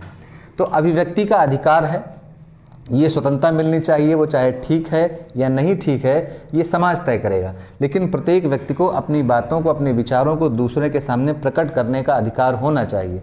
इसीलिए जब कोई सरकारें हमारी अभिव्यक्ति को रोकती हैं तो ऐसी सरकारों को क्या कहते हैं, हम ठीक नहीं कहते हैं कि ऐसी सरकारें ठीक नहीं हैं, डेमोक्रेटिक नहीं हैं। वो कैसी हो जाती हैं, तानाशाही हो जाती हैं, जो हमारी अभिव्यक्ति को रोकती हैं, क्योंकि हमारी स्वतंत्रता प्रभावित होती है। अब आते हैं तीसरी चीज़ पर, वो है विश्वास, बिलीव, और दूसरा है फेथ। यहाँ आपको ध्यान में रखना है इस शब्द को और इस शब्द को। हिंदी में शब्द यूज किया गया है धर्म प्रस्तावना में, जबकि अंग्रेजी में उसके लिए यूज किया गया फेथ। सामान्यतः हम लोग जानते हैं कि धर्म की अंग्रेजी होती है रिलीजन, और हमें अनुच्छेद 25 में से लेकर के 28 तक जो धर्म की स्वतंत्रता का अधिकार है वहाँ पर शब्द यूज किया गया है रिलीजन। यहाँ शब्द कहता है धर्म के लिए फेथ। तो संविधान निर्माताओं ने बड़े सोच समझ करके ये शब्द रखा होगा, यहाँ रिलीजन नहीं रखा गया, लेकिन मूल अधिकारों में रिलीजन रखा गया। फ़र्क क्या है, ये फ़र्क तब समझ में आएगा जब आप बिलीफ और फेथ इन दोनों में अंतर समझें। फेथ को अगर देखा जाए तो शुद्ध भाषा में कहें, फेथ की कह सकते हैं आस्था। सामान्यतः फेथ को हम इसी अर्थ में समझते हैं, लेकिन संविधान में धर्म का प्रयोग किया गया। बिलीफ क्या होता है, बिलीफ होता है जब हम किसी तथ्य पर, किसी वस्तु पर, किसी व्यक्ति पर, किसी विचार पर हम प्रमाणिक मान करके उसे सत्य स्वीकार कर लेते हैं या सत्य स्वीकार करने की भावना होती है। ध्यान में रहे, विश्वास हमें किसी पर तब होता है जब हम उसे सत्य मानते हैं, पर यह सत्यता किस पर होता है? ये किसी न किसी प्रमाण पर आधारित है। जब हम आपसे कहते हैं कि अनुच्छेद 19(1) ये में ये लिखा हुआ है, तो आप मुझसे प्रमाण मांग सकते हो, और हम जब प्रमाण देंगे कि ये देख लीजिए संविधान में अनुच्छेद में ये लिखा है, तो आप उसे सत्य मान लेते हैं कि ये सारी चीज़ें हैं। मतलब कि आपको उन कथनों पर जो मैंने कहा उस पर आप विश्वास करते हैं। बिलीफ किससे बना है? बिलीव से। तो एक तरह का क्या है, ये ट्रस्ट है किसी वस्तु पर जिसे हम मान लेते हैं कि वो सत्य है, और इस सत्यता किस पर आधारित होती है? प्रमाणों पर आधारित होती है। फेथ क्या है? फेथ को आप समझिए एक तरह का स्ट्रांग बिलीफ। इतना ज़्यादा जब किसी पर विश्वास कर लेते हैं, बहुत हद तक आगे जा कर के, जहाँ किसी प्रमाण की आवश्यकता ही नहीं है। हम बार बार आपसे कहते रहें कि ये चीज़ सही है, आप प्रमाण मांगिए, हम प्रमाण देते रहें, बार बार प्रमाण देते देते फिर एक दिन क्या होगा कि हम जो भी कहेंगे और आप मान लेंगे कि वो चीज़ें बिल्कुल सत्य हैं, क्योंकि ये इन सर ने कहा है। तो ये स्ट्रांग बिलीफ, अब आप वहाँ पर प्रमाण की मांग नहीं करते। तो एक तरह से देखें तो फेथ में क्या होता है, यहाँ भी सत्य मानने की भावना होती है, लेकिन ये सत्य का आधार क्या होता है? ये गैर प्रमाणिक होता है। मतलब किसी प्रूफ पर बेस्ड नहीं होगा। जैसे किसी धार्मिक व्यक्ति का जो धार्मिक ज्ञान होता है वो आस्था का स्वरूप है। जब हम ईश्वर पर यकीन करते हैं, जैसे पत्थर में भी भगवान मान लेना, किसी प्रमाण पर आधारित नहीं कि उस पत्थर में भगवान कैसे हो सकते हैं, या भगवान की सत्ता को ही स्वीकार कर लेना, किसी अलौकिक शक्ति को स्वीकार कर लेना जिसके लिए कोई प्रमाण हमारे पास नहीं है। जैसे विज्ञान में अथवा कहीं पर भी ईश्वर के अस्तित्व को लेकर के आज तक कोई प्रमाण नहीं है, लेकिन एक धार्मिक व्यक्ति ईश्वर के अस्तित्व को स्वीकार करके चलता है, और इसलिए उसे हम क्या कहते हैं? फेथ है। ईश्वर में उसकी आस्था है। ये नहीं कहते कि ईश्वर में उसका विश्वास है। जब तक आस्था क्या होगी, इसी का बड़ा रूप है। तो इसका मतलब कि अगर आपकी धर्म में आस्था है तो कभी न कभी विश्वास रहा होगा, विश्वास ही आगे चल करके आस्था का स्वरूप ले लेता है। अब ये शब्द फेथ का उपयोग क्यों किया गया है धर्म के लिए, ये समझते हैं। वाकई में जब हम अप्रमाणिक या गैर प्रमाणिक तथ्यों के आधार पर किसी चीज़ को सत्य मानते हैं, अधिकतर चीज़ें उसमें क्या हैं? सत्य, धर्म में है। क्यों धर्म में है? क्योंकि धर्म का अर्थ क्या है? पिछली वीडियो में हम लोगों ने चर्चा की थी। धर्म का मतलब होता है किसी अलौकिक सत्ता में विश्वास, और उस अलौकिक सत्ता के लिए हम कुछ ना कुछ प्रतीकों का प्रयोग करते हैं, और ये मान करके चलते हैं कि उन प्रतीकों में उस ईश्वर की सत्ता विद्यमान है। जैसे हिंदू यूज करता है ओम, आपने तमाम लोग देखा लॉकेट पहनते हैं ओम, ओम अपने घर पे लिख लेते हैं और मान के चलते हैं कि ईश्वर इससे हमारी रक्षा करेगा, या उसका पूरा का पूरा जो स्वरूप है वो उसमें निहित है। या आप ईसाइयों को देखते होंगे तो क्रॉस का चिन्ह बना करके चलते हैं, वो उसमें मान करके चलते हैं कि ईश्वर की सत्ता, ईसा मसीह की सत्ता इसमें विद्यमान है। तो किसी न किसी अलौकिक सत्ता में विश्वास, और अलौकिक सत्ताओं को किसी भी प्रमाण से प्रमाणित नहीं किया जा सकता है, इसीलिए हम क्या कहते हैं? उन्हें धर्म कहते हैं। और जैसे ही कोई धर्म होता है वो किस पर आधारित हो जाता है? फेथ पर, क्योंकि फेथ में किसी प्रमाण की आवश्यकता नहीं है। ऐसे भी समझे जैसे हम बादल देख करके ये कहें कि अभी पानी बरस सकता है, तो आप बताइए कि बिलीफ होगा या फेथ? ये होगा बिलीफ, क्योंकि हमने जाना है, क्योंकि बादल से ही बारिश होती है। लेकिन बिना बादलों के भी कहने के भी ईश्वर चाहे तो बारिश कर सकता है, और अगर कोई व्यक्ति ऐसा मानता है तो उसका बिलीफ नहीं है, वो उसकी आस्था है ईश्वर में। ईश्वर चाहे तो कभी भी बारिश कर सकता है, बिना उसमें बारिश के लिए किसी प्रमाण की आवश्यकता नहीं, किसी विज्ञान की आवश्यकता नहीं है। इसीलिए यहाँ शब्द यूज किया गया फेथ का, लेकिन सामान्यतः आस्था कहाँ जन्म जाती है? धर्म की तरफ जाती है। इसलिए हिंदी में यूज किया गया शब्द धर्म को। फेथ अंग्रेजी में यहाँ रिलीजन क्यों नहीं यूज किया गया? रिलीजन यूज करने का मतलब फिर किसी न किसी अलौकिक सत्ता की ही बात होती। कुछ लोग ऐसे भी होते हैं जो किसी अलौकिक सत्ता में विश्वास नहीं करते, किसी न किसी विचार में विश्वास करते हैं, तब वो तो धर्म नहीं है। जैसे मान लीजिए मार्क्सवाद। मार्क्स एक व्यक्ति था जिसने कुछ बात की, उसके विचारों के आधार पर बहुत से लोग चलते हैं।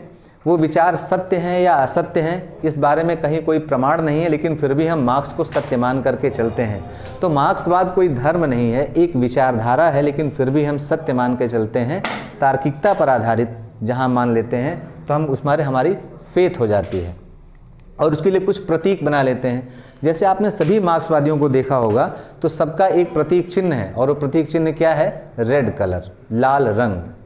समाजवादी लाल रंग की टोपी पहनते होंगे, मार्क्सवादी सारे लाल रंग को झंडा लेकर के चलते हैं। तो आप इन लोगों को क्या है, क्योंकि सबके बीच में मार्क्सवाद है, और मार्क्स क्या कहता है? लाल रंग को क्रांति का स्वरूप मान के चलता है। क्या कहीं पर यह प्रमाण है कि क्रांति के लिए सिर्फ लाल रंग का ही प्रयोग हुआ होगा? क्या सफ़ेद रंग से क्रांति नहीं हुई है? हुई है, लेकिन हम क्रांति का प्रतीक मान लिए हैं मार्क्स को, और मार्क्स लाल रंग को लेकर के चलता है, इसलिए लाल रंग क्या हो गया? उनकी आस्था का प्रतीक हो गया है। हर समाजवादी, हर मार्क्सवादी, हर साम्यवादी लाल रंग को अपनी आस्था मान के चलता है। नक्सलवादियों को भी सुना होगा, वो लाल सलाम कहते हैं। तो लाल सलाम कहने का मतलब है कि लाल रंग में उनकी आस्था है, ना कि बिलीफ। ठीक है, तो विश्वास में और फेथ में अंतर ये होता है। ठीक, और अच्छी तरह समझते चलें तो अगर हम देखा जाए, यहाँ देखते हैं फेथ और बिलीफ को। फेथ और ये क्या है? फेथ, ये ध्यान में रखिएगा कि फेथ हमेशा अपरिवर्तनीय होता है। एक बार जिस पर हमारा फेथ या ट्रस्ट हो गया उसे हम जल्दी परिवर्तित नहीं करते हैं। ईश्वर में अगर हमारी है सत्ता, हम मान के चलते हैं कि ईश्वर की सत्ता है, तो वो जल्दी बदलती नहीं है, जीवन पर्यंत चलती रहती है। बिलीफ क्या होता है? ये परिवर्तनीय होता है। परिवर्तनीय इस अर्थ में कि आज अगर किसी चीज़ के लिए प्रमाण उपलब्ध है तो हम उसे सत्य मान करके चलते हैं, कल को अगर उसके लिए प्रमाण उपलब्ध हो गया कि ये असत्य है तो हम उसे असत्य मान लेते हैं। हमारा बिलीफ चेंज हो जाता है। जैसे पहले मान के चला जाता था विज्ञान में कि सबसे छोटी चीज़ क्या है? अणु है। बाद में और चीज़ें रिसर्च हुई तो कहा गया नहीं, परमाणु है सबसे छोटी चीज़, तो हमारा विश्वास परमाणु पर हो गया। फिर और आगे जब रिसर्च किए गए तो पता चला कि परमाणु के अंदर भी 3 चीज़ें होती, इलेक्ट्रॉन, प्रोटॉन और न्यूट्रॉन। तो हम सबसे छोटी चीज़ किनको मान के चलते हैं? इलेक्ट्रॉन, प्रोटॉन और न्यूट्रॉन को। और आगे जाएंगे, अगर विज्ञान और प्रमाण लेकर के आता है तो हम फिर हमारा विश्वास वहाँ चेंज होता जाएगा। तो इस नाते विज्ञान बिलीफ पर चलता है और धर्म किस पर चलता है? आस्था पर। ये अपरिवर्तनीय होता है और ये परिवर्तनीय होता है। बिलीव क्या है? हमारे जीवन का सामान्य अंश है। सामान्य अंश का मतलब कि अगर ये परिवर्तित हो गया तो हमें कोई बहुत ज़्यादा फर्क नहीं पड़ता है। लेकिन फेथ क्या है? ये एक गहरी घटना है। गहरी घटना कहने का मतलब है कि अगर हमारा फेथ जब टूटता है तो जीवन हमारा संकट में आ जाता है। अगर हम ये मान लें, आज अगर हमें ये यकीन हो जाए किसी धार्मिक व्यक्ति को कि ईश्वर की सत्ता नहीं है या ईश्वर समाप्त हो चुका है, तो उसका जीवन संकटमय हो जाएगा, उसके निर्णय करने की चीज़ें बदल जाएंगी। जैसे एक धार्मिक व्यक्ति हर परिस्थिति में मान के चलता है कि कुछ भी हो जाए ईश्वर उसे बचा लेंगे या ईश्वर उसकी परिस्थितियों को ठीक कर देंगे। लेकिन जब उसके सामने ऐसा प्रश्न आ जाए कि ईश्वर है ही नहीं या ईश्वर समाप्त हो चुका है, तो उस व्यक्ति का पूरा जीवन संकट में उसे लगेगा कि अब कौन बचाने आएगा, परिस्थितियों को कौन बदलेगा। तो ये ध्यान रखना है कि फेथ हमेशा अपरिवर्तनीय, बिलीफ हमेशा परिवर्तनीय होता है। ये गैर प्रमाणिक होता है, वो प्रमाणिक तथ्यों पर आधारित होता है। तो दोनों चीज़ें हैं। जब हम विचार करते हैं, अभिव्यक्त करते हैं, उसे जो सत्य मानते हैं तो क्या होता है? बिलीफ, उसे लोग स्वीकार कर लेते हैं। और जब ये बिलीफ बहुत ज़्यादा स्ट्रांग हो जाता है तो वो धर्म में बदल जाता है और फेथ में बदल जाता है। और जब हम किसी पर इतना ज़्यादा ट्रस्ट कर लेते हैं कि उसके लिए किसी प्रमाण की आवश्यकता ना हो, तो जानते हैं क्या होता है? फिर वर्शिप। हम उसमें अपना डिवोशन दिखाते हैं। ये वर्शिप का मतलब क्या है? एक तरह का समर्पण है, एक तरह का रेस्पेक्ट है। ठीक है, या उपासना को कह सकते हैं हम एक्सट्रीम फॉर्म ऑफ लव। अतिशय प्रेम जब हम किसी चीज़ से करने लगते हैं तो हमारी उपासना का स्वरूप हो जाता है। तमाम चीज़ें, जैसे आपने किसी धार्मिक व्यक्ति, किसी धार्मिक हिंदू परिवार को देखेंगे तो एक छोटे से बाल गोपाल जो पीतल का है उसमें भी मान करके चलता है कि ईश्वर की सत्ता है, और अतिशय एक बच्चे की तरह ही उसे प्रेम करता है, बच्चे की तरह नहलाता है, पहलाता है, खिलाता है। ऐसे तमाम चीज़ें आप देखें, मतलब वो प्रेम का स्वरूप अतिशय हो गया, हर चीज़ से वो प्रेम करने लग जाता है। तो ये वर्शिप की स्वतंत्रता दी गई है। तो अब आपको ये रटना नहीं पड़ेगा, इस तरह से याद रखिए कि सबसे पहले मस्तिष्क में विचार आता है, फिर हम उसे एक्सप्रेस करते हैं, और जब एक्सप्रेस करते हैं तो दूसरा व्यक्ति उसे या तो प्रमाणिक मानेगा या अप्रमाणिक। प्रमाणिक मानता है तो विश्वास करेगा, अप्रमाणिक अगर है बार बार उसे उस पर आस्था ज़्यादा विश्वास हो जाएगा तो उस पर वो फेथ करेगा, और फेथ जैसे उत्पन्न होगा वैसे वर्शिप उत्पन्न होगी अपने आप। जैसे मार्क्सवादी मार्क्स की पूजा करते हैं, भले ही ईश्वर नहीं है वो। जो धार्मिक हैं वो ईश्वर की पूजा करते हैं और उसमें अनंत शक्तियाँ मान करके चलते हैं। तो इन अर्थों में आपको इसको समझना है और इस तरह से याद रखना है। अब क्या है, अब आप ये ध्यान में रखिएगा कि ये संविधान में कहाँ कहाँ इसके अतिरिक्त दिए गए हैं। विचार, अभिव्यक्ति, विश्वास, धर्म और उपासना की स्वतंत्रता या इन लक्ष्यों को प्राप्त करने के लिए संविधान में कौन से प्रावधान किए गए। तो विचार और अभिव्यक्ति ये दोनों अभी हम लोगों ने देखा है कि ये आर्टिकल 19(1)(a) में स्पष्ट लिखा हुआ है स्वतंत्रता के अधिकार में कि भारत के प्रत्येक नागरिक को विचार और अभिव्यक्ति की स्वतंत्रता मिलेगी। और उसके अलावा विश्वास, धर्म और उपासना की स्वतंत्रता ये दिया हुआ है आर्टिकल 25 में। ये दोनों मूल अधिकार हैं, ठीक है। तो विश्वास, धर्म और उपासना की स्वतंत्रता ये यहाँ पर 19 में दी गई है और ये 25 में दी गई हैं। इसे इसी सीक्वेंस में ध्यान में रखना है और ये बार बार पूछा भी जाता है। अब आते हैं हम लोग तीसरी चीज़ पर, समता, जो हमारे संविधान का तीसरा लक्ष्य है, इक्वलिटी पर। समानता का मतलब सकारात्मक और नकारात्मक दो अर्थ इसके भी होते हैं, एक निगेटिव और दूसरा पॉजिटिव। निगेटिव अर्थ में जो हम लोगों ने शुरू में बात की, भेदभाव का अभाव, एब्सेंस ऑफ द डिस्क्रिमिनेशन। दूसरा पॉजिटिव अर्थ में क्या है, पॉजिटिव अर्थ में ये कहलाता है अफर्मेटिव एक्शन। अफर्मेटिव एक्शन का मतलब ये है कि जहाँ कोई व्यक्ति कमज़ोर हो या लोगों को समान लाने के लिए भेदभाव किया जाना चाहिए। ये समानता का मतलब जहाँ किसी तरह का भेदभाव ना हो, सबको एक समान श्रेणी में रखा जाए। मतलब कि दो चीज़ें समझिए, एक ये बेस लाइन है और एक ये है गोल। बेस लाइन का मतलब ये है कि जब हम ये मान करके चलते हैं कि समाज में सब व्यक्ति की स्थिति बिल्कुल बराबर है, इसलिए सबके साथ एक जैसा व्यवहार हो, किसी के साथ कोई भेदभाव नहीं होना चाहिए। समाज में हर व्यक्ति, हर वर्ग, हर धर्म, हर समुदाय बराबर है, तो कोई भेदभाव नहीं होना चाहिए। तो ये बेस लाइन पर सब लोग खड़े हैं, तो यहाँ भेदभाव का अभाव होना चाहिए। तो ये निगेटिव अर्थ है, निगेटिव इसलिए क्योंकि ये एब्सेंस की बात करता है। दूसरा क्या है, गोल। ये मान करके चलता है कि लोग, ये टारगेट हमारा है, ये गोल है, लेकिन किसी की स्थिति यहाँ है, किसी की स्थिति यहाँ है, कोई यहाँ पर खड़ा है, कोई यहाँ पर खड़ा है। सबको कहाँ लेकर के आना है, इस लाइन पर लेकर के आना है। इसको इस लाइन पर लेके आना है, इसको इस लाइन पर, इसको इस लाइन पर। यहाँ लोग पहले से यहाँ हैं तो ये पहले से विद्यमान, और यहाँ लोगों का लक्ष्य इस लाइन पर, एक लाइन पर लेकर के आना है। तो जब हमारा लक्ष्य होता है कि हर व्यक्ति को समानता की स्थिति में खड़ा करना है, तो सरकार वहाँ अफर्मेटिव एक्शन या सकारात्मक कार्रवाई करती है। सकारात्मक कार्रवाई क्या है, समाजवाद की राजनीतिक अवधारणा वही, हीनतम को अधिकतम। जैसे अगर इस व्यक्ति को यहाँ तक लाना है तो इसे इतनी दूर चलना होगा, ज़्यादा इसे चलना है तो इसे और ज़्यादा चलना होगा, इसे और ज़्यादा चलना होगा, इसे कम चलना होगा। लेकिन जब अंत में रिजल्ट क्या होगा, सब हम समानता की लाइन पर खड़े कर देंगे। तो सरकार यहाँ क्या कर रही है, अलग अलग लोगों के लिए अलग अलग तरह के प्रावधान, इनके लिए ज़्यादा, इनके लिए और ज़्यादा, इनके लिए और ज़्यादा, इनके लिए थोड़ा कम। तो ये कहलाता है अफर्मेटिव एक्शन। अब ये जो समानता है ये दो तरीके की।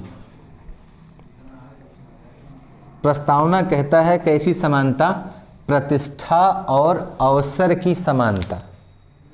जो प्रस्तावना में शब्द यूज किया गया है, पहला है प्रतिष्ठा, इंग्लिश में कहते हैं स्टेटस, और दूसरा है अवसर या अपॉर्चुनिटी।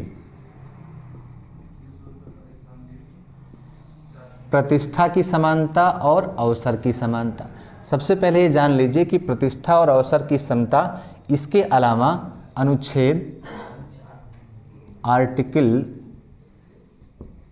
38 क्लॉज 2, अनुच्छेद 38 के खंड 2 में भी यूज किया गया है कि राज्य ऐसी सामाजिक व्यवस्था बनाएगा जहां सबको प्रतिष्ठा, सुविधा और अवसर की समानता प्राप्त हो या इन असमानताओं को समाप्त हो जाए। स्टेटस का क्या मतलब है, सब लोग स्टेटस लगाते हैं अपना, लेकिन उसका अर्थ क्या है। आप स्टेटस लगाते होंगे अपना व्हाट्सएप पर या अन्य सोशल मीडिया चैनलों पर, वो स्टेटस क्या होता है। वाकई में स्टेटस को देखा जाए तो इसे कहते हैं प्रस्थिति। सामाजिक विज्ञान की भाषा में इसे कहलाता है प्रस्थिति। हमारी पोजीशन, इसे समझिए स्थिति क्या है हमारी, मतलब पोजीशन। पोजीशन कहाँ? पोजीशन हमेशा कैसा होता है? रिलेटिव होता है। रिलेटिव मतलब सापेक्ष। कोई भी व्यक्ति जब अपनी स्थिति देखता है तो दूसरे के सापेक्ष देखता है। कोई व्यक्ति धनी है या निर्धन है, इस बात को हम कैसे कह सकते हैं? जब हम दूसरे के सापेक्ष कहते हैं। जैसे मैं टाटा या अनिल अंबानी के सापेक्ष, उनके सापेक्ष में निर्धन हूँ, लेकिन अगर जो व्यक्ति हमसे गरीब है वो हमें धनी कहेगा, इस अर्थ में क्योंकि उसके पास उतना धन नहीं है। तो हमेशा ये जो पोजीशन होता है किसी भी अर्थ में, चाहे वो व्यावसायिक हो चाहे सामाजिक हो, जैसे अलग अलग लोगों की समाज में स्थिति, पोजीशन अलग अलग होती है।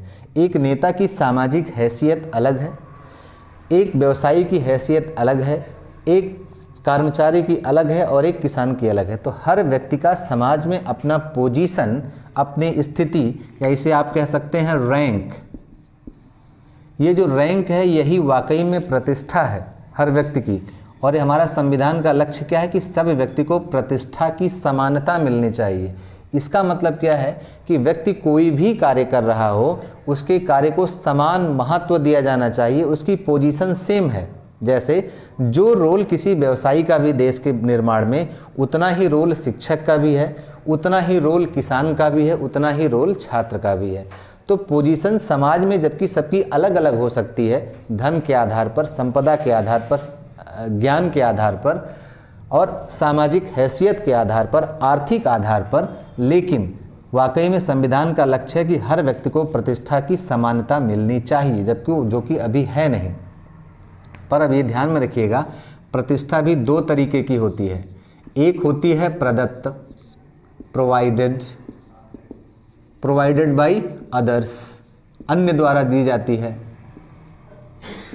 और एक होती है अर्जित, एक्वायर्ड या गेन। इसके लिए आप यूज करिए गेन, जो हमने अर्जित किया है। प्रदत्त, फिर वापस आते हैं, जैसे ब्रिटिश सरकार लोगों को अलग अलग उपाधियां देती थी, उपाधि दे करके उनकी प्रतिष्ठा, जो सामाजिक हैसियत थी, वो ऊंची कर देती थी। राम मोहन राय हैं, राजा की हैसियत मिल गई एक उपाधि देने से। सर की उपाधि देने से समाज में उसकी प्रतिष्ठा ऊपर हो जाती थी, जो सभी व्यक्तियों को नहीं मिलती थी। तो ये सब क्या थी? ये प्रोवाइडेड थी। क्यों मिलती थी? राजभक्ति के कारण मिलती थी। उसी तरह से हर व्यक्ति को भी कुछ ना कुछ प्रोवाइडेड या कुछ प्रदत्त प्रतिष्ठाएं मिलती हैं, अपने परिवार से, अपने समाज से, अपने समुदाय से, अपने वर्ग से। अलग अलग लोगों की प्रतिष्ठा अलग अलग होती है। एक जातिगत संगठन का नेता अपने जाति में अपनी हैसियत का प्रयोग करता है, लेकिन बाकी जातियों में, बाकी समुदाय में उसकी कोई हैसियत नहीं है, लेकिन अपने जो जातिगत नेता है वो अपने जातिगत समुदाय में सबसे ऊंची स्थिति रखता है। ठीक है, तो हमारा संविधान कहता है कि इसकी मनाही करता है। ये जो प्रोवाइडेड है, लोगों को कहाँ से मिलती है, कौन देता है, इसका कोई मतलब नहीं है, लेकिन अर्जित होनी चाहिए। प्रतिष्ठा अगर आप अर्जित कर रहे हैं तो आप अधिकतम अर्जित करिए। तो यहाँ समानता की बात का मतलब क्या है? कि हर व्यक्ति को इतनी स्वतंत्रता है कि वो अपनी प्रतिष्ठा अर्जित कर पाए, प्रोवाइडेड नहीं। अगर ये है तो इसको रोकने की बात करता है, कहता है तभी क्या होगा? एक फेयर कंपटीशन होगा, एक निष्पक्ष कंपटीशन होगा, और तब लोग समानता की लाइन पर आएंगे। यहाँ आपको ध्यान रखना है, समानता का मतलब समान लोगों के बीच समानता। ठीक है। दूसरी चीज़ है अवसर। अवसर का मतलब है अपॉर्चुनिटी, मतलब कि कुछ करने का एक मौका मिलना चाहिए, इसी को कहते हैं अवसर। और हमारा संविधान प्रत्येक व्यक्ति को ये अवसर प्रदान करता है। सीधे सीधे स्पष्ट लिखा हुआ है आर्टिकल 16 में, अनुच्छेद 16 कहता है कि सरकारी सेवायोजन में प्रत्येक व्यक्ति को समान अवसर मिलेगा। अनुच्छेद 38(2) कहता है कि राज्य की जो व्यवस्थाएं होंगी उसमें प्रत्येक व्यक्ति को प्रतिष्ठा, सुविधा, इन सब का अवसर की समानता मिलेगी, इस सब बराबर मिलेंगे।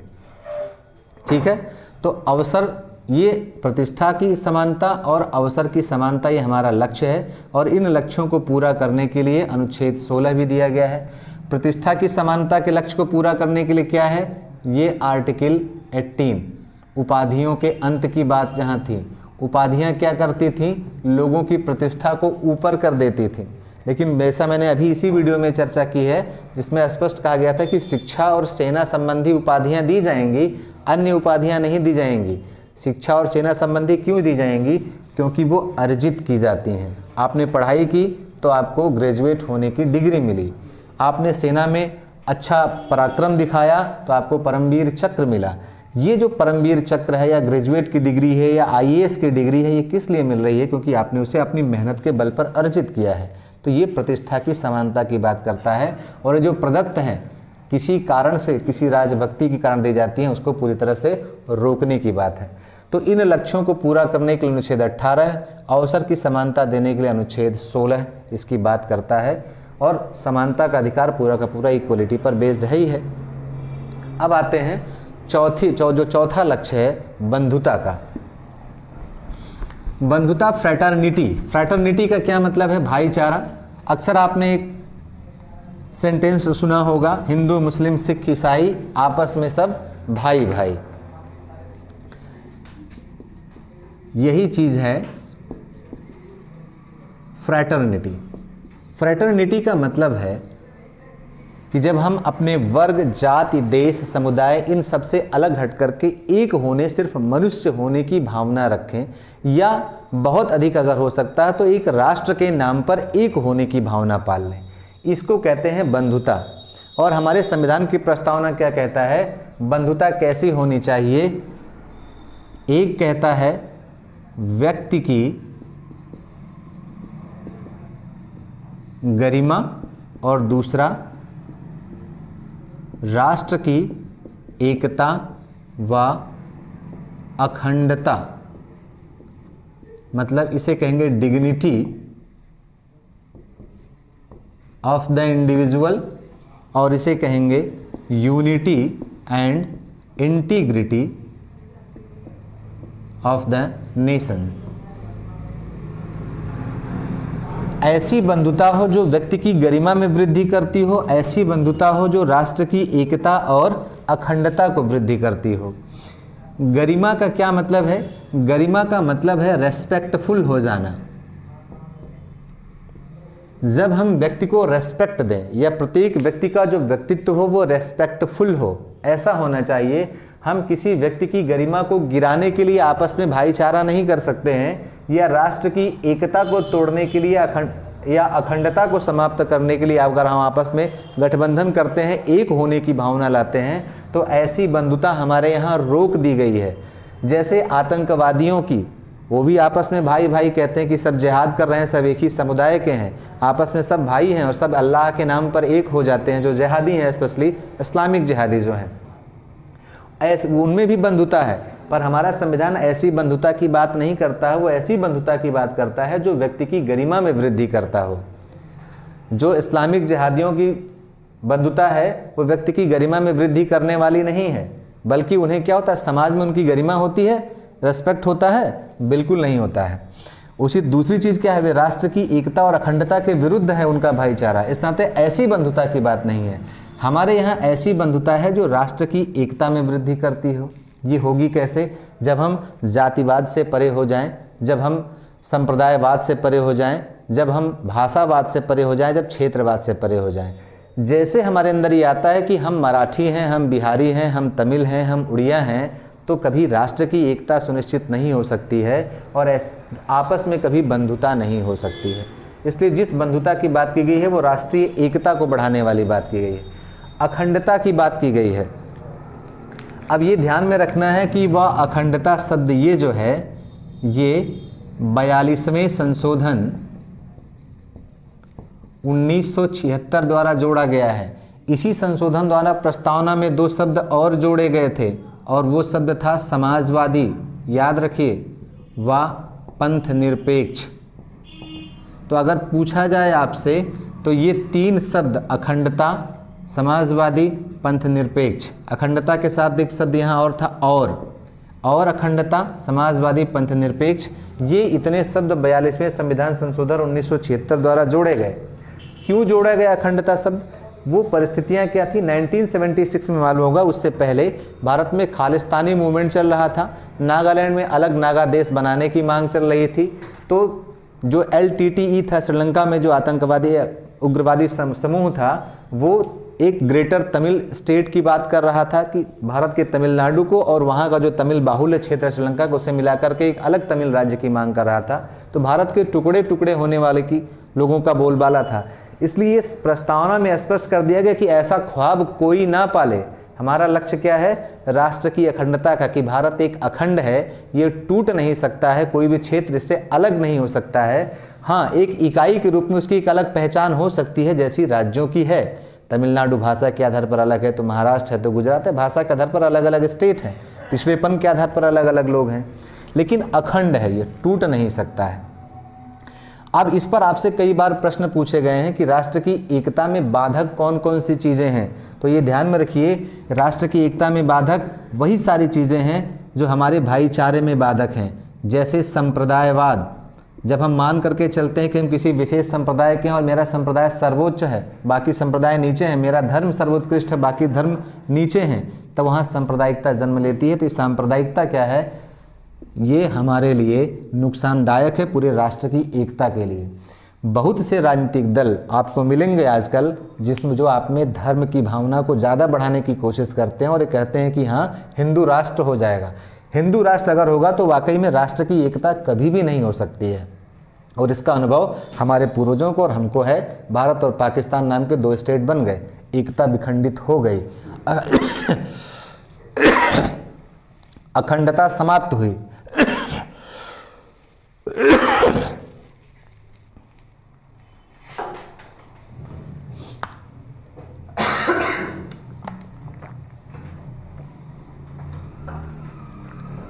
तो इस बात को आप ध्यान में रखिए कि राष्ट्र की एकता में बाधक कौन कौन सी चीजें हैं। सांप्रदायिकता, सभी धर्मों का बोलबाला होना चाहिए, कोई धर्म श्रेष्ठ नहीं है, सभी धर्म श्रेष्ठ हैं। दूसरी चीज क्या आती है? दूसरा आता है क्षेत्रवाद। जब महाराष्ट्र का व्यक्ति ये मान करके चलता है कि महाराष्ट्र सिर्फ मराठियों के लिए है, बिहारियों के लिए नहीं है, तो समझिए कि उसके अंदर क्षेत्रवाद है। जबकि हमारा संविधान पूरे भारत में कहीं भी रहने, बसने, आने जाने की पूरी सुविधा प्रदान करता है, पूरी स्वतंत्रता। लेकिन जब व्यक्ति के अंदर आ जाए कि ये क्षेत्र सिर्फ मेरे लिए है, उसी को क्षेत्रवाद कहते हैं। क्षेत्रवाद राष्ट्र की एकता में बाधा उत्पन्न करता है, बाकी लोगों को जुड़ने से रोकता है, क्योंकि बंधुता में वृद्धि नहीं होती है। आगे क्या है? जातिवाद। जब किसी व्यक्ति के अंदर जातिवाद आ जाए, जातिवाद का मतलब ये नहीं कि हम किसी जाति में पैदा हुए, जातिवाद का मतलब कि मेरी जाति श्रेष्ठ है। ये श्रेष्ठता की भावना जब आती है जाति में तब होता है, और ये लगभग सभी जातियों में है। अगर हम मूल रूप से जो 4 वर्ण थे, ब्राह्मण, क्षत्रिय, वैश्य, इनमें से अधिकतर क्या है? सब अपने आप को श्रेष्ठ मान करके चलते हैं, और जैसे ही श्रेष्ठता आती है वैसे उसके अंदर जातिवाद आता है। ये मान करके चलें कि मेरी जाति ये है, श्रेष्ठ है या नहीं इससे हमें मतलब नहीं है, तो आपके अंदर जातिवाद नहीं है। एक जाति के अंदर भी कई उपजातियां हैं। वैश्य है तो कोई अग्रवाल है, कोई अग्रहरी है, और हर उपजाति भी उस जाति के अंदर भी कहती है कि हम श्रेष्ठ हैं। ब्राह्मण है, ब्राह्मण के अंदर भी कोई पांडे है, कोई मिश्रा है, कोई शुक्ला है, वो भी अपने आप को हर कोई श्रेष्ठ कहने की कोशिश करता है। तो जैसे ही ये श्रेष्ठता की भावना आती है, वही जातिवाद है जाति के अंदर। अब वरना जाति तो भारत का एक सामान्य स्वरूप है, सामाजिक व्यवस्था का एक अंग है। कोई व्यक्ति ऐसा नहीं होगा जो हिंदू हो और उसकी जाति ना हो। तो जाति तो होना स्वाभाविक है, लेकिन श्रेष्ठता की भावना होने से ही वो जातिवाद स्वीकार आता है। इसके अलावा क्या है? भाषावाद। अलग अलग भाषा को श्रेष्ठ, जैसे जब हम मांग करते हैं कि हिंदी को पूरे भारत में फैला देना चाहिए। क्यों फैला देना चाहिए? अगर कोई तमिल वाला बोलना चाहता है, सबकी अपनी मातृभाषाएं हैं, सारी भाषाएं श्रेष्ठ हैं। भारत में हजारों भाषाएं बोली जाती हैं। आपने देखा कई बार भाषा को लेकर के दक्षिण भारत में आंदोलन भी छिड़ता है, और इसका कारण यही होता है कि जब हम किसी एक भाषा को दूसरी भाषा के ऊपर स्थापित करने की कोशिश करते हैं, तो वहाँ से भाषावाद आता है। तो सामान्यतः अगर ये सारी चीज़ें हमारे अंदर विद्यमान है, तो हमारे अंदर बंधुता की वृद्धि कभी नहीं हो सकती है। अगर बंधुता नहीं होगी तो राष्ट्र की एकता और अखंडता को लगातार खतरा है, और व्यक्ति की गरिमा में तो वृद्धि हो ही नहीं सकती है। ठीक है, अब ये जान लेते हैं कि ये सारे शब्द कहाँ कहाँ प्रयोग किए गए हैं। व्यक्ति की गरिमा, इस शब्द का प्रयोग हमेशा ध्यान में रखिएगा। आर्टिकल 21 में है, जीवन के अधिकार में। वहाँ जीवन का मतलब सुप्रीम कोर्ट ने कहा है गरिमापूर्ण जीवन। बहुत आगे और बढ़ करके कहा है कि व्यक्ति के जीवन के साथ ही उसकी गरिमा नहीं बल्कि मृत्यु के बाद भी उसकी गरिमा बनी रहती है। जैसे तमाम लोग, हम आज गरिमापूर्ण ढंग से ही महात्मा गांधी का नाम लेते हैं, अपने सभी स्वतंत्रता संग्राम सेनानियों का नाम लेते हैं, क्योंकि उनका हम रेस्पेक्ट करते हैं। वे आज नहीं है, उसके बावजूद भी। तो गरिमा व्यक्ति की ऐसी है जो जीवन के साथ भी और जीवन के बाद भी रहती है। राष्ट्र की एकता और अखंडता, ये कहाँ गया है? ये दिया गया है हमारे मूल कर्तव्यों में। फंडामेंटल ड्यूटीज़ जो है, फंडामेंटल ड्यूटीज़ जो तीसरी है, तीसरी फंडामेंटल ड्यूटीज़ कहती है कि प्रत्येक व्यक्ति का यह कर्तव्य होगा कि वह राष्ट्र की संप्रभुता, एकता और अखंडता को सुनिश्चित करे, उसकी रक्षा करे। ये ध्यान में रखिए। क्यों? क्योंकि ये बंधुता सिर्फ सरकार ही नहीं बढ़ा सकती है। व्यक्ति की गरिमा में वृद्धि कैसे होगी? जब हम अपना प्रयास करेंगे, जब हमारा अपना कर्तव्य होगा तब। तो प्रत्येक व्यक्ति के ऊपर एक तरह का दायित्व है कि राष्ट्र की एकता को सुनिश्चित करना सरकार के साथ साथ नागरिकों का भी धर्म है, और अखंडता सुनिश्चित करना भी नागरिकों का धर्म है। इसीलिए कहा जाता है कि जब कहीं आप समाज में कुछ बुरा देखिए तो उसकी रिपोर्ट करिए।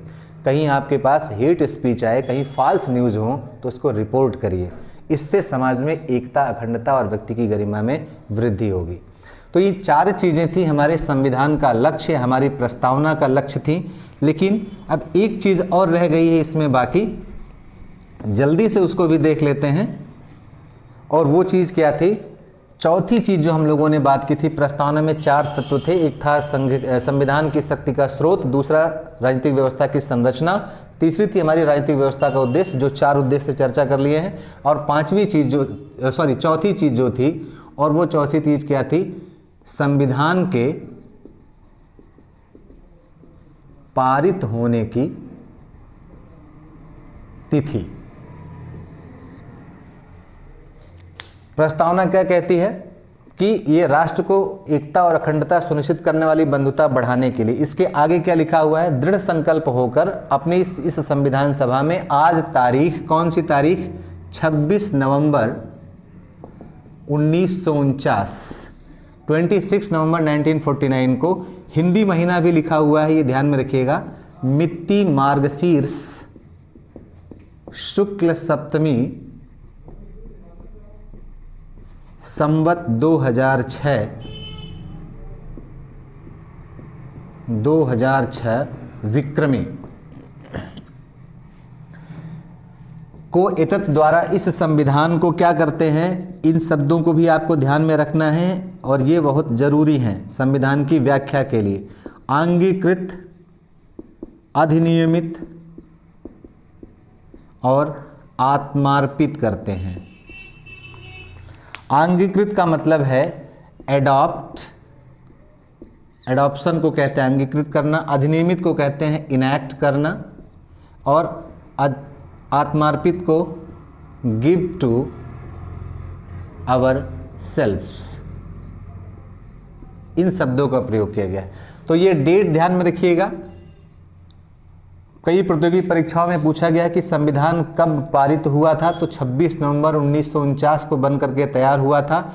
इसी दिन लोगों ने इस पर संविधान सभा के सदस्यों ने हस्ताक्षर किए। संविधान के कुछ प्रावधान इसी तारीख से लागू हो गए। शेष संविधान सबको मालूम है 26 जनवरी 1950 से लागू हुए। जो आवश्यक थे, जो तत्काल लागू करने जरूरी थे, जैसे नागरिकता, भारत और पाकिस्तान का विभाजन हुआ था, कुछ लोग यहाँ आ रहे थे, कुछ जा रहे थे, कौन नागरिक होगा कौन नहीं, वो उसी डेट से लागू कर दिया गया।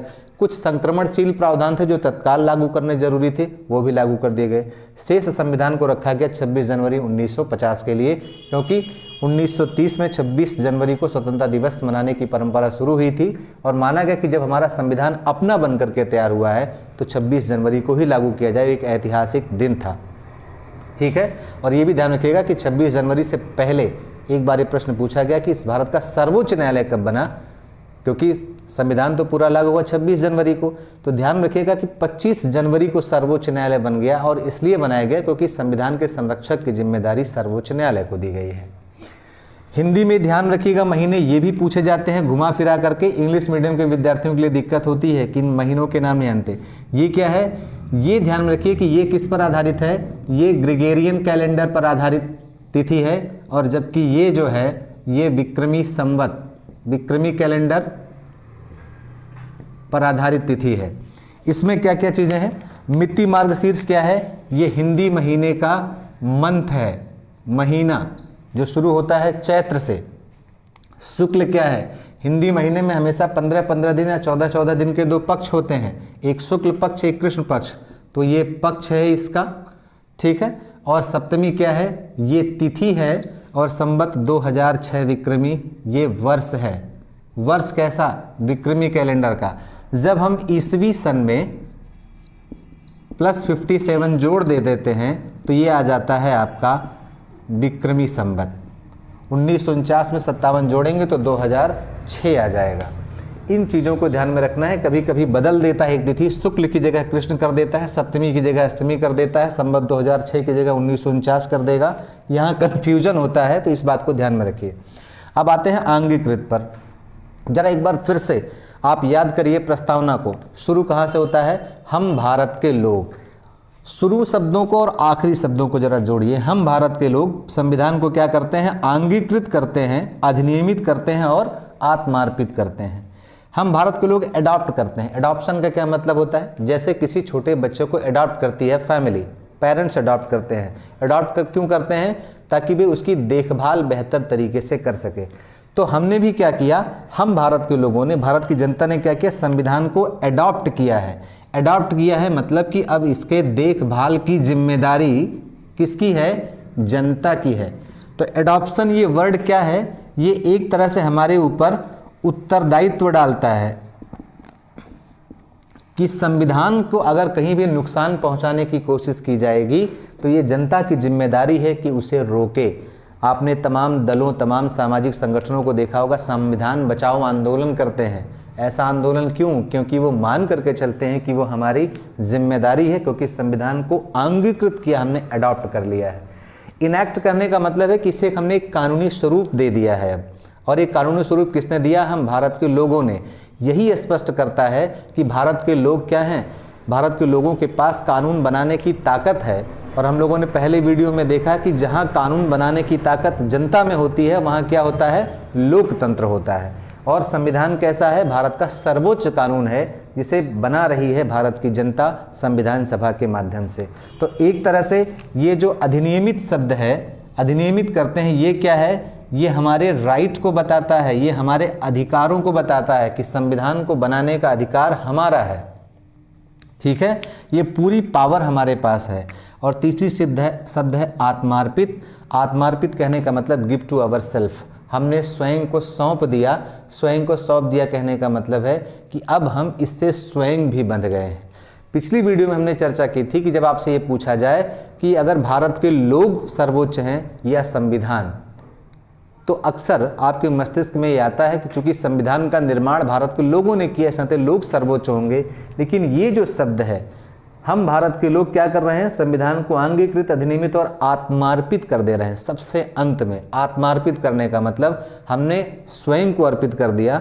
स्वयं को अर्पित करने का अर्थ है कि अब हम इसके सभी प्रावधानों का पालन करेंगे। अब मतलब इसके सभी प्रावधान, सारे कानून, इन सबसे हम स्वयं बंध गए हैं।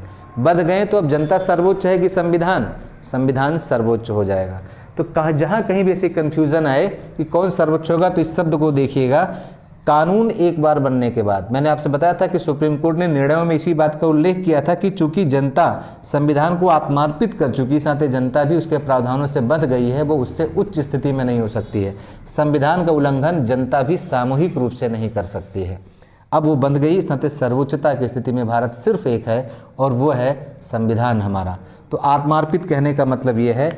और आत्मार्पित कहने का मतलब ये भी है कि अब हमें क्या करना होगा? संविधान के सभी आदर्शों को, लक्ष्यों को, उसके प्रावधानों का पालन करना होगा। तो एक तरह से ये भी हमारा क्या है? दायित्व है, ये हमारा ऑब्लिगेशन है। तो अंगीकृत और आत्मार्पित ये दो तरह ऑब्लिगेशन डालते हैं। और अधिनियमित शब्द एक तरह से जनता की शक्ति को दिखाता है कि भारत की जनता इतनी शक्तिशाली है कि वो संविधान का निर्माण कर सकती है, ठीक है। संविधान में इन चीज़ों को समझिए, और जहाँ कहीं भी आपको दिक्कत आए कमेंट बॉक्स में हमें कमेंट करके पूछिए आप। इसके अलावा नेक्स्ट वीडियो होगा जिसमें हम लोग बात करेंगे प्रस्तावना के महत्व की और उस पर आधारित प्रश्नों की, जो प्रश्न अभी तक प्रीलिम्स परीक्षाओं में, मुख्य परीक्षाओं में पूछे गए हैं, और उन प्रश्नों पर भी चर्चा करेंगे जो आगे पूछे जा सकते हैं। तो लगातार कमेंट बॉक्स में आप कमेंट करिए, सब्सक्राइब करिए चैनल को और वीडियो को लाइक करें। Thank you.